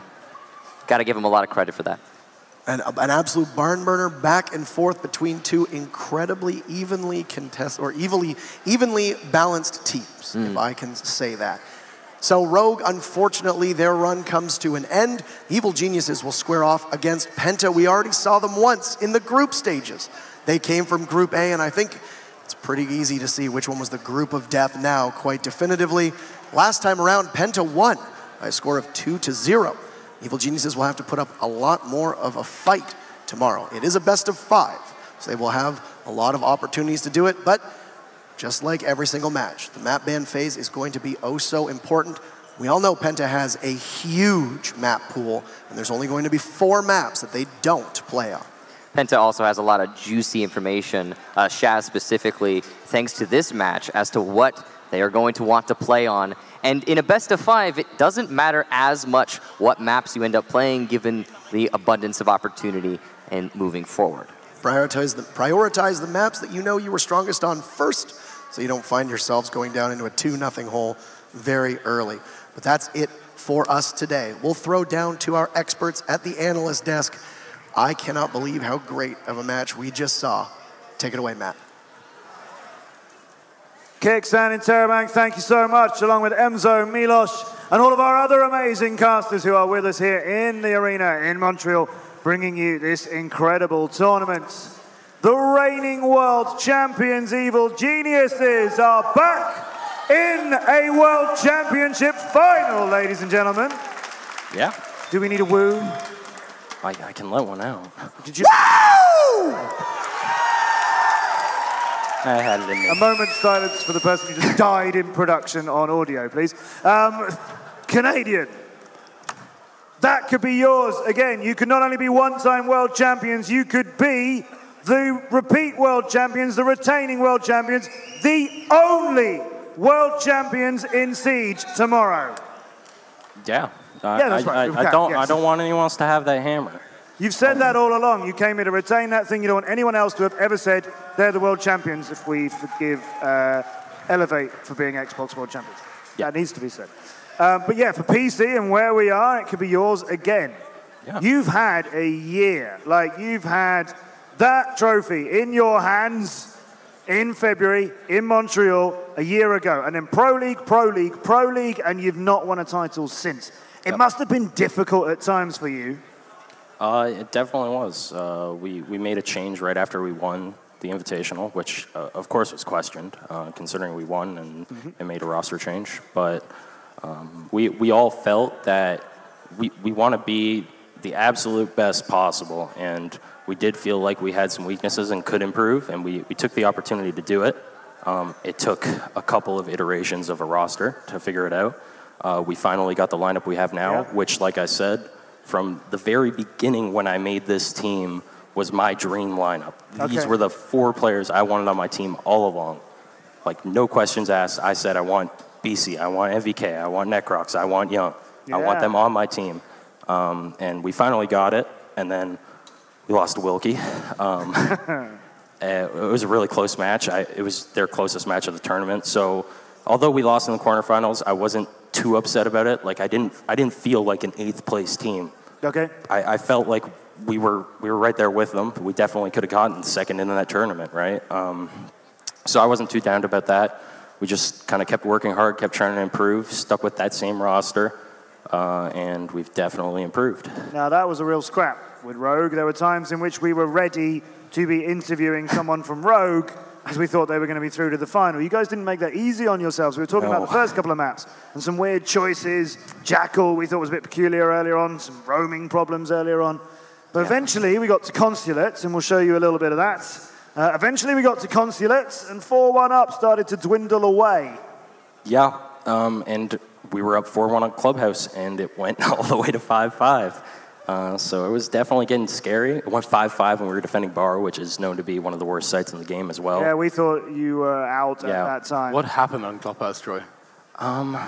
Honestly, like we had the lead, and then there was literally 3 different attacks where it was just like small mistakes, like our bar attack, and then twice we did the blitz push on lower, and one time we made the wrong call. We should have dropped bomb down kitchen hatch to plant rather than bring it in through the tunnel. And then the next time I called for Necrox to push main stairs rather than just watch my hall, and it ended up there was already a guy upstairs, so I got flanked, and that kind of lost us the round, so that was a bad call on my part. But yeah, and then Consulate, I don't know, I didn't feel like we were playing too bad losing those rounds. I think one round we had an advantage, and I made a risky play and died, so on me again.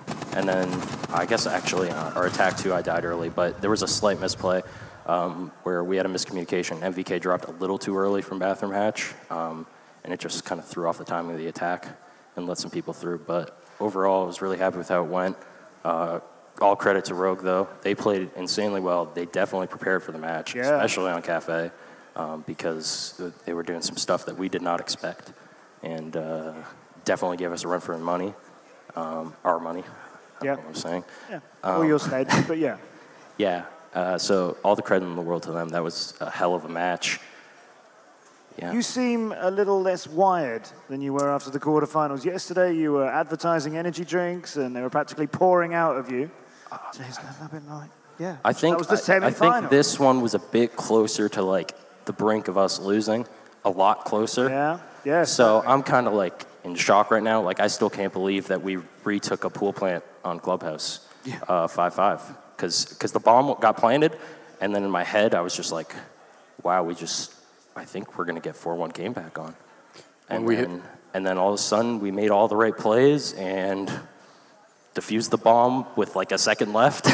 When we hit overtime, we really thought you were out there because, you know, it's always defense team or defense sided on Clubhouse, double basement, and then the bar. On bar, yeah. Well, actually, I think we only lost 2 bar defenses this whole tournament in 3 Clubhouse maps somehow. But yeah, I was definitely a little scared going into bar. Especially another thing, Rogue, we scrimmed them a lot leading up to this event, so like they were familiar with a lot of our stuff. Yeah. So after a couple rounds, you get a little worried that it's like, well, can we really do this? Like they're probably going to catch on by now. Like considering that we have months of scrims with them. Yeah, it also felt really weird that they got the bomb down when you had the Echo drone still alive at the pool desk at the last round. Yeah, I think BC was calling him on the plant. I'm not sure exactly what happened. I couldn't see it right, but he was calling the guy planting. So I don't know if he couldn't deny or if like the smoke was a problem or what. But he was calling the guy planting mid pool. I was like just a second late to killing him. I pushed a guy off the gym hatch, and then I tried to get there just in time to kill the guy planting, but I just missed him. But overall, we played the round really well. Our communication was really good in it. Team play, all that. Very satisfied with that. I felt that in Consulate there, you could have closed out earlier, but you had problems handling the B push to the top floor from the yellow. Like you had the yellow control for a long time, but you couldn't find the angle to shoot the guys rappelling into the B bomb site from the windows. So what was the issue with that? I think, was it the first round they attacked or the second one? Almost every time they attacked the B. I think the one time we had yellow control and I downed one going in, but then simultaneously a guy rappelled into the upper bathroom.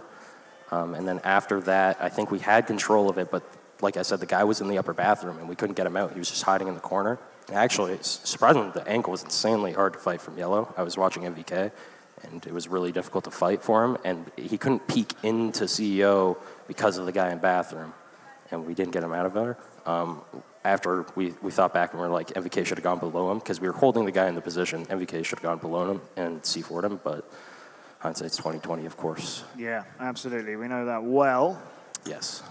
So, tomorrow, Penta Sports. Yeah, it's kind of a dream final, I'd say. Yeah, it's what many people would have said, well, that's what we'd like to square up in a final. And in the quarterfinals, we've had great matchups in there. So it felt like, well, you know, potentially, dare I say it, our final might not be the biggest game we'd had. It's going to be a best of 5. But in terms of matchups, it felt like, well, because of the groups, because of the way these sort of tournaments work, we might get a bit of a mismatch in our final. It was entirely possible, but we have Penta against you. And yeah, that is a real match for a world championship. Yeah, and I want to give credit, actually, to One Up again, who had the 2 finalists in their group, and people considering them a lower tier team and doubting us because we were close with them. Yeah, they nearly knocked you out of this. So I want people no longer doubting them. Yeah, so there you go, Germany. Your One Up Esport, they've done an incredible showing, as have, you know, so many of the teams who've come to Montreal for this. So we need to come back to Montreal tomorrow. It'll be day 6 of the 6 Invitational, ladies and gentlemen. And amongst the fun we've got for you, we will crown a world champion. Let's see how we've got there through the last 2 days of our tournament. Penta Sports earlier on today knocked Black Dragons aside 2-0 and took their spot in our World Championship final. And we've just seen that amazing contest where Rogue nearly got there, but EG saw it through. Penta against Evil Geniuses will be the World Championship tomorrow. And there's more for you as well. We're going to be live from 10:30 a.m. Eastern Time, 10:30 a.m. here in Montreal. That's 3:30 UK, 4:30 Central European Time. You've seen Operation Chimera. You're going to see Outbreak tomorrow. 4-week special event coming up soon as part of Operation Chimera. Outbreak will be live here. We will be live playing it, showing you exactly what this amazing new event is going to be like for Rainbow Six Siege. So don't miss that. We're also kicking off today with an all-star match. We've been voting here in Montreal who we'd like to see. The pros have been putting votes together. Obviously, Penta and EG are going to be saved for our best of 5 grand final. But prior to that, it's going to be NA and Latin America against EU and APAC in a fun show match to kick off our final day of the 6th Invitation. My thanks to Zaronic, to Fox A, who was with us earlier on, and to Wilkie for joining us on the desk today. Congratulations again, Canadian. We will see you. We will see the Evil Geniuses. We will see Penta Sports. And we will see you. Join us tomorrow. The 6th Invitational will conclude. Will it be Evil Geniuses as the 2-time world champions? Will Penta Sports take it home to Europe? Don't miss it. Live tomorrow, 10:30 a.m. here in Montreal for the 6th day of the 6th Invitational.